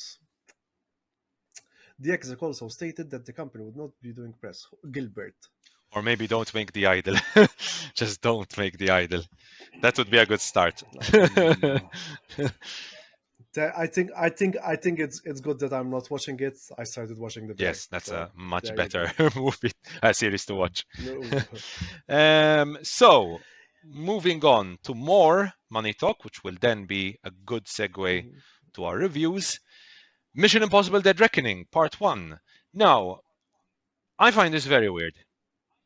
And I'm going to explain why. So, when I see a lot of American YouTubers who comment about movies and so on, there is a big fixation with box office. And I understand why. And I always mention why we talk a lot about the box office on this podcast, because the box office is a good indicator. What are people watching? What are people not watching? And what are the potential movies we're going to get in the future. Now, in the case of Mission Impossible: Dead Reckoning Part 1, the domestic box office, domestic meaning for America, was not great. I'm sure people expected it to do much better. It was around the 80 million mark.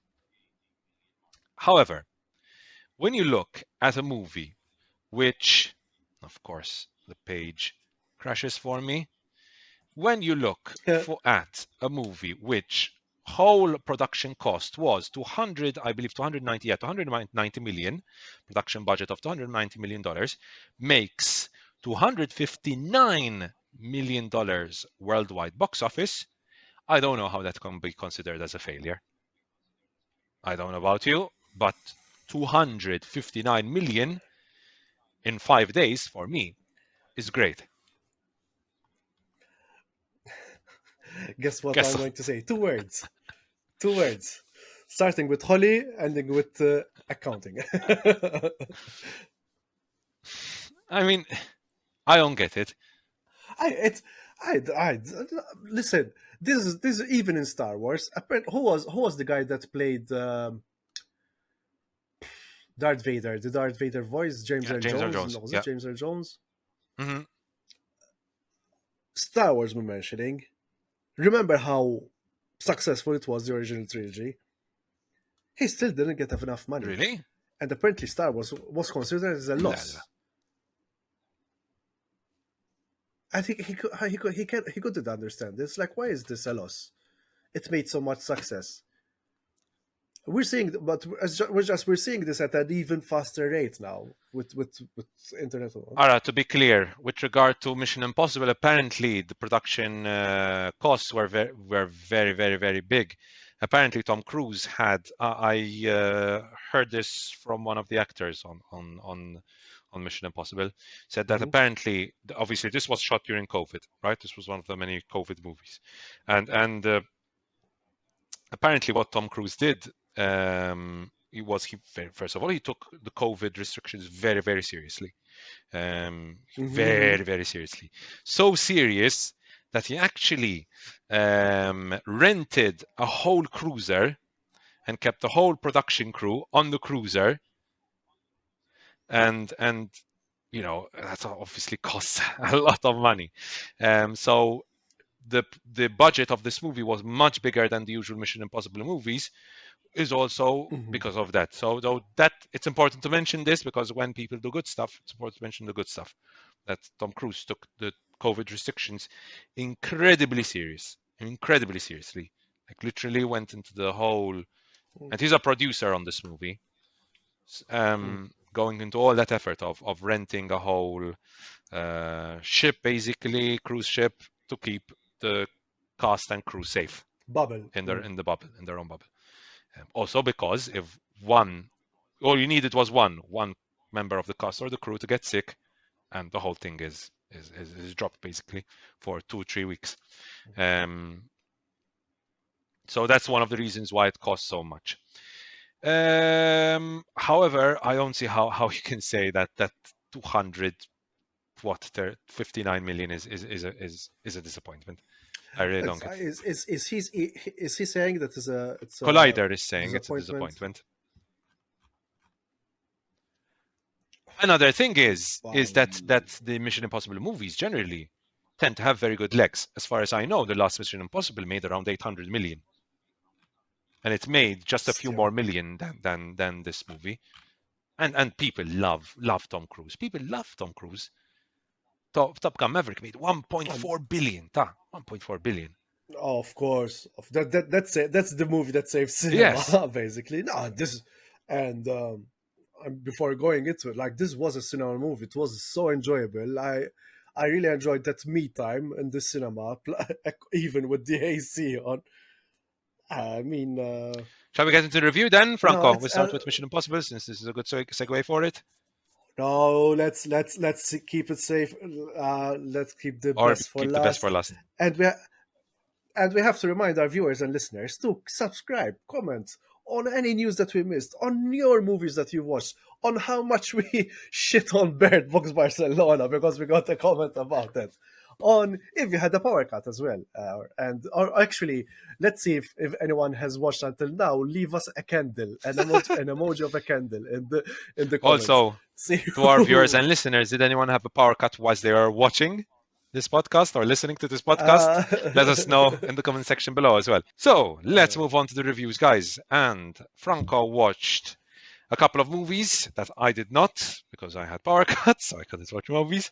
And the first movie that Franco is going to talk to us about is The Blackening. So, Franco, I've been really excited to watch this movie.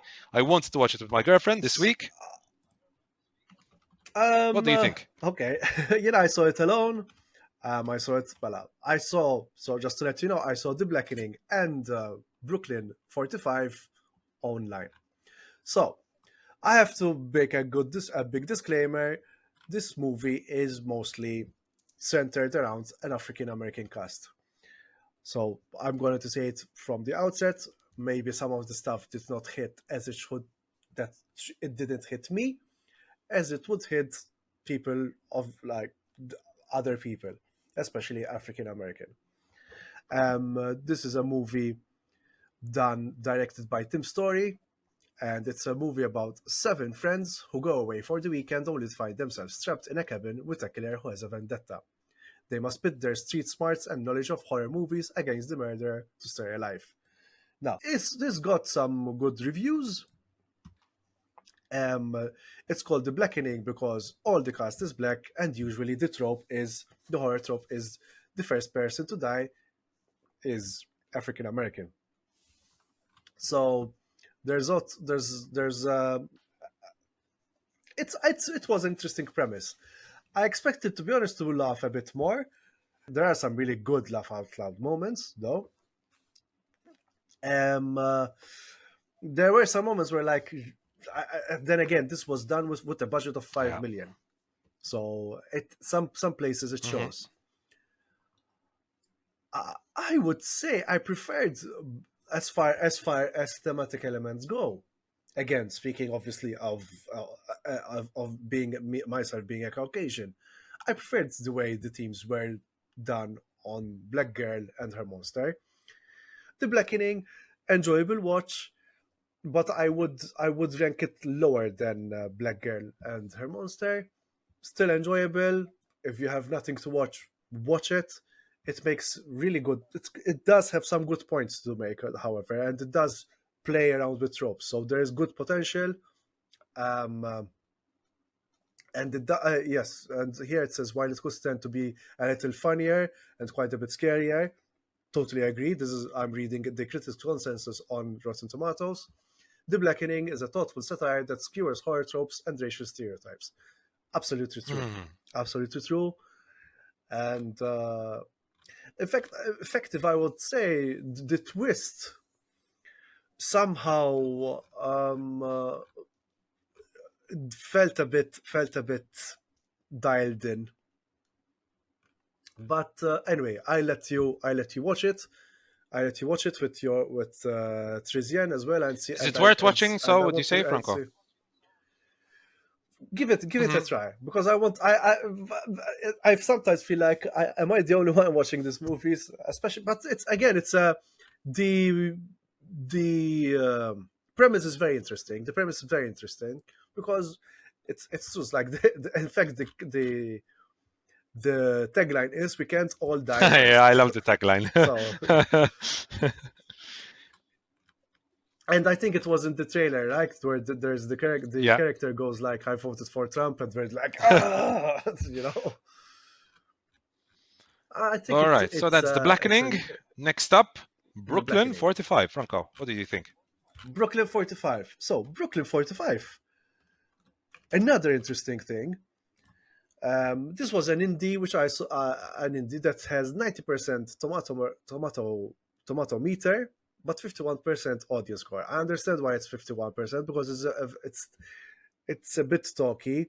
It's not as horror as Franco. one expects, although its story can feel circuitous and a bit becky. Brooklyn 45's character-driven period horror is elevated by some excellent performances. Totally agree. So the story is that on Friday, December 27, 1945, 5 military veterans gather in the ornate parlor of a Brooklyn brownstone. Brownstone, best friends since childhood, they've united to support their troubled host, but when his invitation for cocktails turns into an impromptu seance, the metaphoric ghost of their past becomes all too literal. Trapped in their host lounge, the greatest generation now finds themselves put to one final test, with their only route to freedom being more bloodshed. Now, this is a movie. It was I enjoyed watching it. I really enjoyed watching it. It's very talky. It could work as a play, but the way it turns from supernatural to one location thriller to drama. There's good drama. There's good writing here. Even the performances Mhm. are quite good. And what I found particularly interesting, it took the perspective. We all heard obviously of the Holocaust, Mhm. but this takes the perspective of the things the Americans did that were morally questionable during the Second World War, of like going to kill because you were ordered to.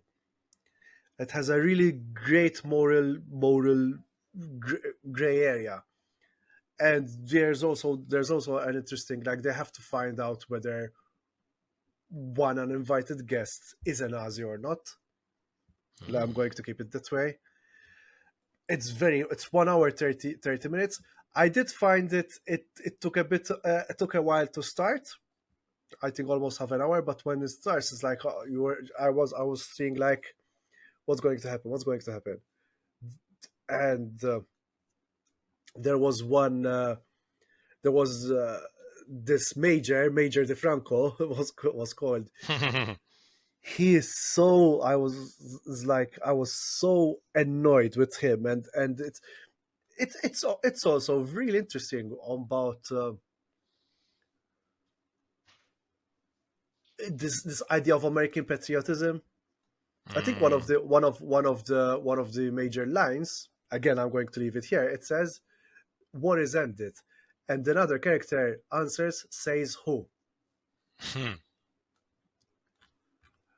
You have to. If the period details are great, the setting is great. Even in the movie, the special effects were not that bad. Huh? They're really not that bad. Please check it out. This is. I would highly recommend this. Highly recommend this. Will do. Again, Writing 1 it hour, down. 1 hour 32 minutes. Will do. Very good Rotten Tomatoes. IMDb's Strada rating is quite low.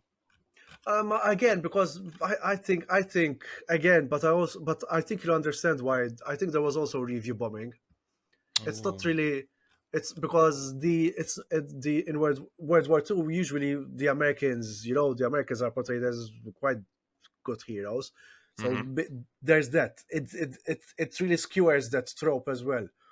So it's genuinely, I want to see. It's an interesting watch, and I look forward to listening to your take on it as well. Will do. So that will be the next on my list. To conclude the podcast today, we have obviously the big one, Mission Impossible Dead Reckoning Part 1. So I'll give you my thoughts. First of all, the summary of the plot was that Ethan Hunt and his IMF team must track down a dangerous weapon before it falls into the wrong hands. Didn't really get much of the story there, but from IMDb. But my thoughts on Mission Impossible number 7. First of all, as a franchise, I love the Mission Impossible franchise. I think. Take that, Joe. I think I love it's one it of as my well, huh? favorite, one of my all-time favorite action franchises. I think just first of all, obviously you've got the charisma, Mr. Charisma Tom Cruise leading the line. You've got really powerful female characters introduced. You know what I disliked about the originals is that you had really fascinating and powerful female characters who were introduced in each movie and then forgotten completely. So once we got Ilsa, that's what I loved. We had a powerful female, and I love Ilsa and I love Rebecca Ferguson. Like one of the first scenes we see her in which one was it? The one where she has the sniper and she puts her foot on the wall and then aims the sniper in. Was not Fallout. Before Fallout, Rogue Nation. That was Rogue Nation, the 2015 one. The first Ilsa movie, insomma. That scene, it's etched into my mind. I'll never forget that scene. I mean, apart from the obvious that she is fucking stunning. But obviously Rebecca Ferguson is also an incredibly talented actress. However, my crush on Rebecca Ferguson aside, I've just adored these movies. Like, 1 was great. 2 had its issues, but was still fun. I really like 3. Although it's J.J. Abrams and all the fucking contrast and flashing lights. I still like 3. And then moving on 4 and onwards, obviously they're all amazing. My personal favorite. Actioner, yeah. Yep. If I had to tell you my personal favorite before I get into my review of Mission Impossible 7, I would say it's between Fallout. I would say between Fallout and the Burj Khalifa one. The Burj Khalifa one was Rogue Nation. Rogue Nation. Or Ghost Protocol. Ghost Protocol. That was the 2011 one. Ghost Protocol. I would say it's between those two. With Rogue Nation also being, when we're saying favorite here, mind you, here we're talking about a 5 out of 5 or a 4.5 out of 5. To be clear, I'd say Fallout is my favorite one. I remember watching. I think I watched it when I was on a flight to Korea as well. I was like, oh my god, why did I watch it? I said that was one movie. I said, why did I watch this on the plane? Why did I watch this on the plane? I wanted such to a see it on cinema the phone. movie, yes, yeah. Oh my god, it was so exciting. Such a cinema movie. In fact, to the point that I prefer Fallout to Dead Reckoning. Yes, so do I. Because Dead Reckoning, speaking of female characters, and sorry, you think Rebecca Ferguson is gorgeous? Granted, Pom Klementieff in this one is. I'm really happy. She's slowly taking off the mantle of. Sorry. Oh my The god. mantle of Mantis. Sorry. The mantle of Mantis. Oh my god. This one not planned. Not planned. Pun not intended. This was like Stuckman. The Stuckman review that stuck to my head. So she's taking off the mantle of Mantis. I agree. I have So to what agree did you with prefer, Franco? Sorry? What did you prefer in Fallout to this? Because I also prefer Fallout to this, by the way, to be clear. I don't know. I think this was teetering on the line of the Fast and Furious franchise, with their mention of the entity. There's something. It feels like an introduction, though. I think it feels like an introduction. It's like Dune Part 1. Yes, but Dune Part 1, there was a bit more of character depth, I see. Even No, in the sense that it's just an introduction. There is nothing similar between Dune and this movie, to be clear. I think they're taking the ridiculousness to their stride, and they're doing it better than Fast X, because Fast X, I mean, okay, I understand that you're being tongue-in-cheek, but then there's this exaggeration, like this has another scene in Rome, an exhilarating scene in Rome. That scene in Rome was so good, but it was so and good. It was so funny as well. Like the moment when they're in the Cinquecento, and it's like driving around. Everyone was laughing in the cinema. Everyone was laughing. But it was a great sequence, you know. I think like that for me was a fine balance between humor and great action sequence. Because what was the thing with Fast X when there was that bomb? They take it very seriously, but it was ridiculous. In this one, they know they were aware that it's ridiculous, because the scene basically shows you a Ferrari, and then the Cinquecento comes. I was like, I even was like, oh, and then the Cinquecento comes out. So I laughed a lot as well. So Franco, what didn't you like before we get into we'll continue with the positive? What didn't you like about this? Because I'm curious to hear that. I did agree with Joe when he said that Pom Klementieff felt underdeveloped, because she had great physical presence. She's a great action star, and I wish she was given much more character development. She's really in this one, like she's really like, holy shit, this bitch is psychotic. Yeah. When she was laughing in the Rome scene, when she was driving around, and that laugh, that like hysterical laugh she had, was great. That was really good. Now my response to that was, she has a very small role. Her character does, and she still kind of has an arc in this. Not to spoil anything, obviously, but she still has a small arc in it. But again, we've seen that arc. It's predictable. There was that cringy line that you said as well. We're not gonna spoil anything as well. There was that cringy line. The villain has a punchable smirk. So punchable, Madonna, that face. Very handsome, like, to be clear, like his face is like perfect. It's like they looked at who looks like an AI, and they found the perfect AI. And also, like I said, there was also it's like it was so repeated. The entity. It started to sound. So you didn't like the villain, basically. Like the end, you didn't find. No, the AI itself, like when, for example, when it takes over in Venice, when it Yes. takes over in Venice, oh my god, that was like shit, shit, shit, shit, shit. And then there was also a moment where sometimes the cutting was disorienting. The scene in Venice, there was the Really? editing. Yes, I got disoriented a bit. All right. Um, Interesting. um, uh, and I wasn't following as well even on the train scene. There were so many characters that we've seen in the beginning, and I'm like, Really, Lalo, I love the train scene. The no, train no, scene for me was the perfection. no, you mean not the action, not the action. I'm saying the action. I loved it.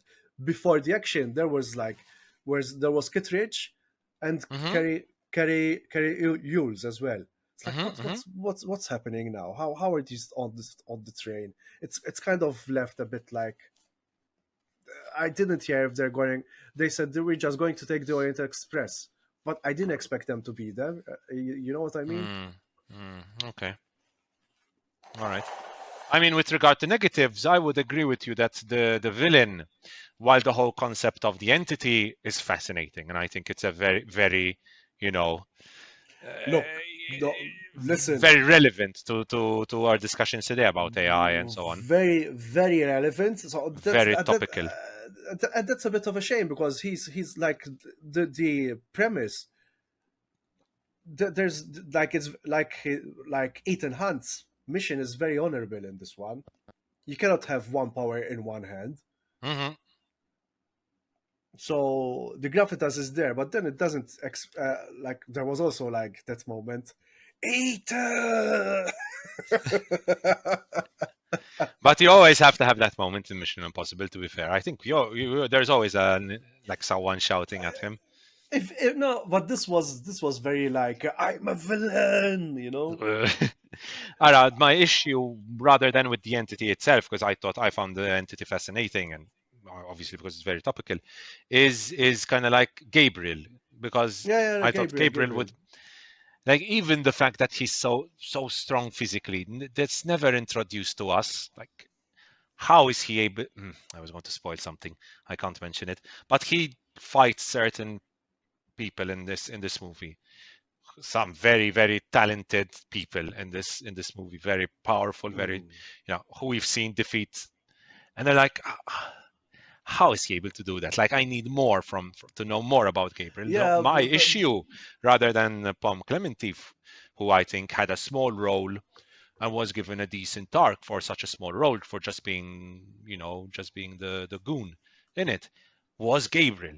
My issue was with the character of Gabriel, because I think they could have done much more with that character, and obviously the name Gabriel is there for an obvious reason, because Tom Cruise, Ethan Hunt, is fighting against God, and we've got Gabriel representing him on Earth, his most important angel. So I wish they explored that idea more. Again, it's a 2-hour, 43-minute movie, so it's not like they had more time to play with. for sure. So, any other negatives, Franco, before we continue now with the positives? I would say, I think the some of the issues were some lines.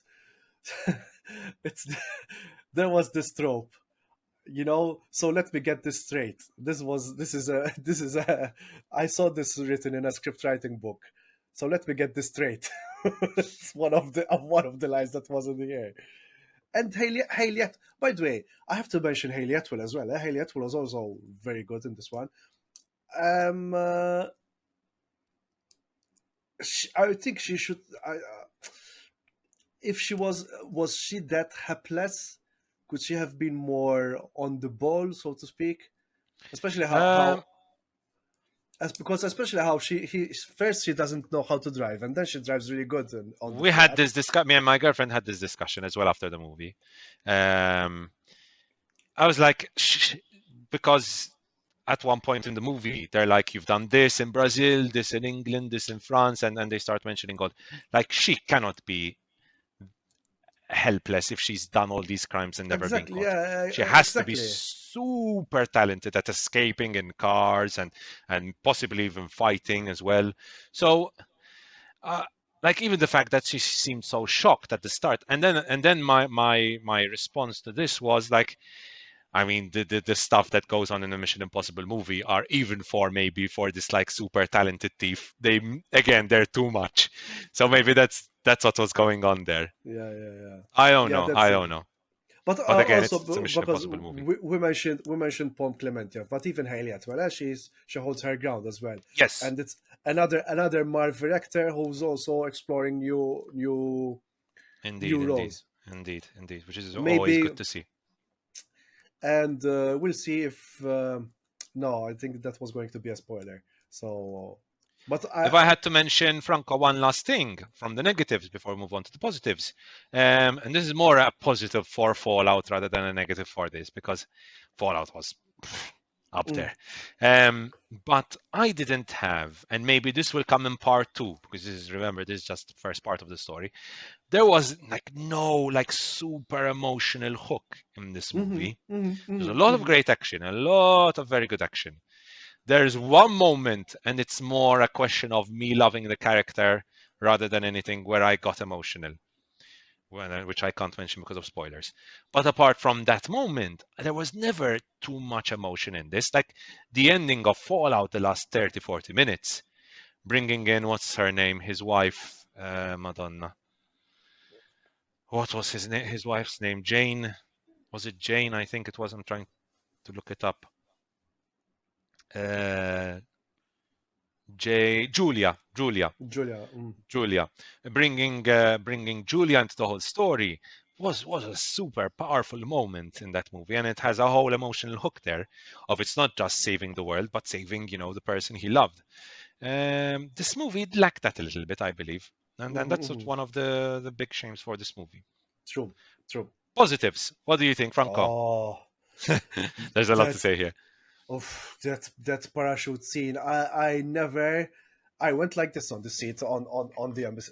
I was at the embassy. I was like, I went like this, and then when he that was such a great shot. I still remember it when he cuts to him gliding in the air, and there was the filmings. Like, how the fuck did they do that?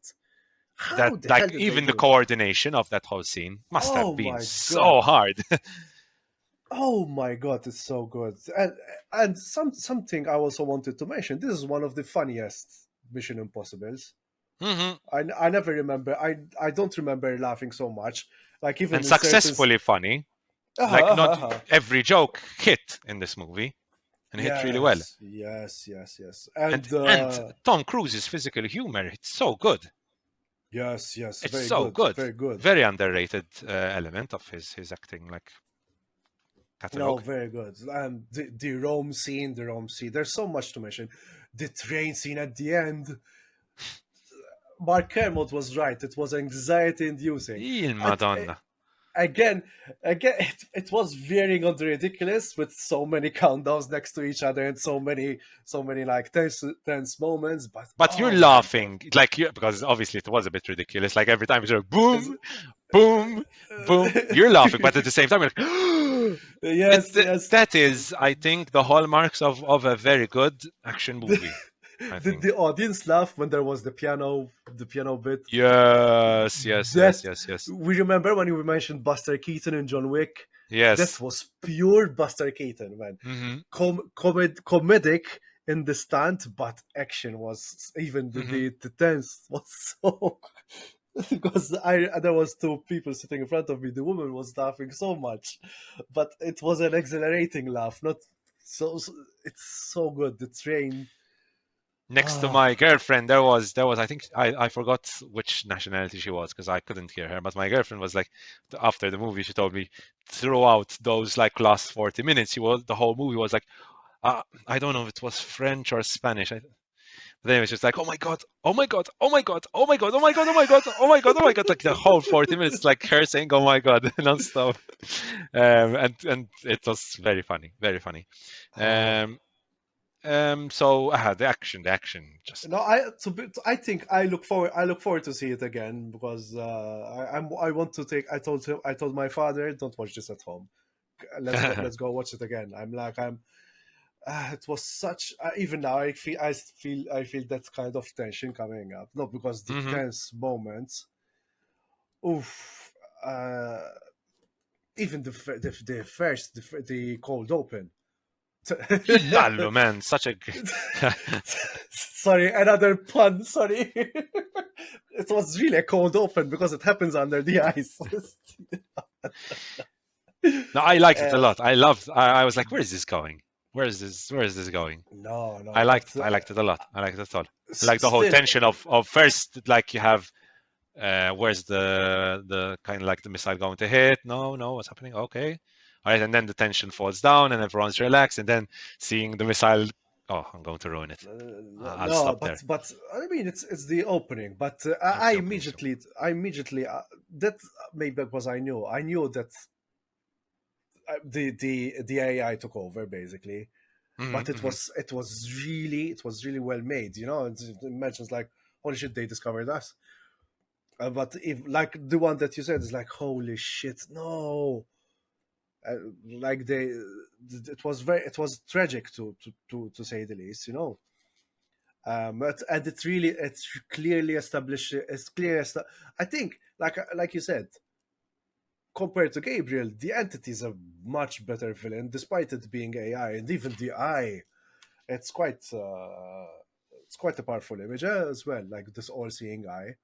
And the sound, even the sound, I like the sound effect they use when they show it. Yes. Very like ominous sound. Very, and it's a good theme. But again, the actions. And the music, the soundtrack is so good in these Mission Impossible movies, man. The different kind of like they take the theme and they give it different touches in every movie, and it's very good, very good, very good. So overall, I think Franco, do you recommend Mission Impossible: Dead Reckoning Part 1? Cinema, go watch it in cinemas. It's a great action area. It does feel like an introduction. Don't be oversold on the hype, but you're going to have a great time. So 100%. I would say 4 on 5, not 4.5 on 5. So it is an 80%, a well-deserved 80%. Great stunts, great choreography, great fighting sequences. Some faults, but again, we have to see. I look, and something that I have to applaud as well in this movie, there was no cliffhanger a la Spider-Man. Yes. A la Spider-Verse. I was worried about that. I was very worried about the ending, but it's a very satisfying ending because you have a good arc. It ends, and part 2 will continue. I was very worried. Yes, no, very like it gently pushes you towards the direction it's going to go. It wasn't a cop out. As like at least it was a bit well tied up at the end as well. Anyway, all right, Franco, shall we end it here? Because I still have to drive back to Safi now. But okay, do you have electricity though? Guess I'll find out. Okay, good Guess luck. I'll find out. Stay hydrated, listeners and viewers. Stay hydrated. Go watch Mission Impossible as well this weekend if you have nothing to do. Or actually, no, you have something else to do. Well, listen, go watch Barbie, and then go watch Mission Impossible. Exactly. Since we can't do the Barbenheimer week, we cannot do Barbenheimer. We have to do the Mission Barbie, basically. Anyway, that was all for today. We'll end it here, guys. A good solid 2 hours again with our podcast where the electricity never runs out. And comment, like, subscribe, follow us on Facebook, on TikTok, on Instagram. Please do. And do leave a comments, guys, because we're slowly starting to pick speed. This was our what episode? 31st episode? 32nd episode. 32nd episode. You're soon reaching older than me now, Madonna. Still younger. 4 more to go to reach my age. Midlife crisis soon. Midlife crisis. And hopefully next week we will have electricity so I can record comfortably in my room. Touch wood. Okay? Miriam will be our guest. Miriam Dalli. Anyways. Ciao, guys. Ciao, guys. Take care.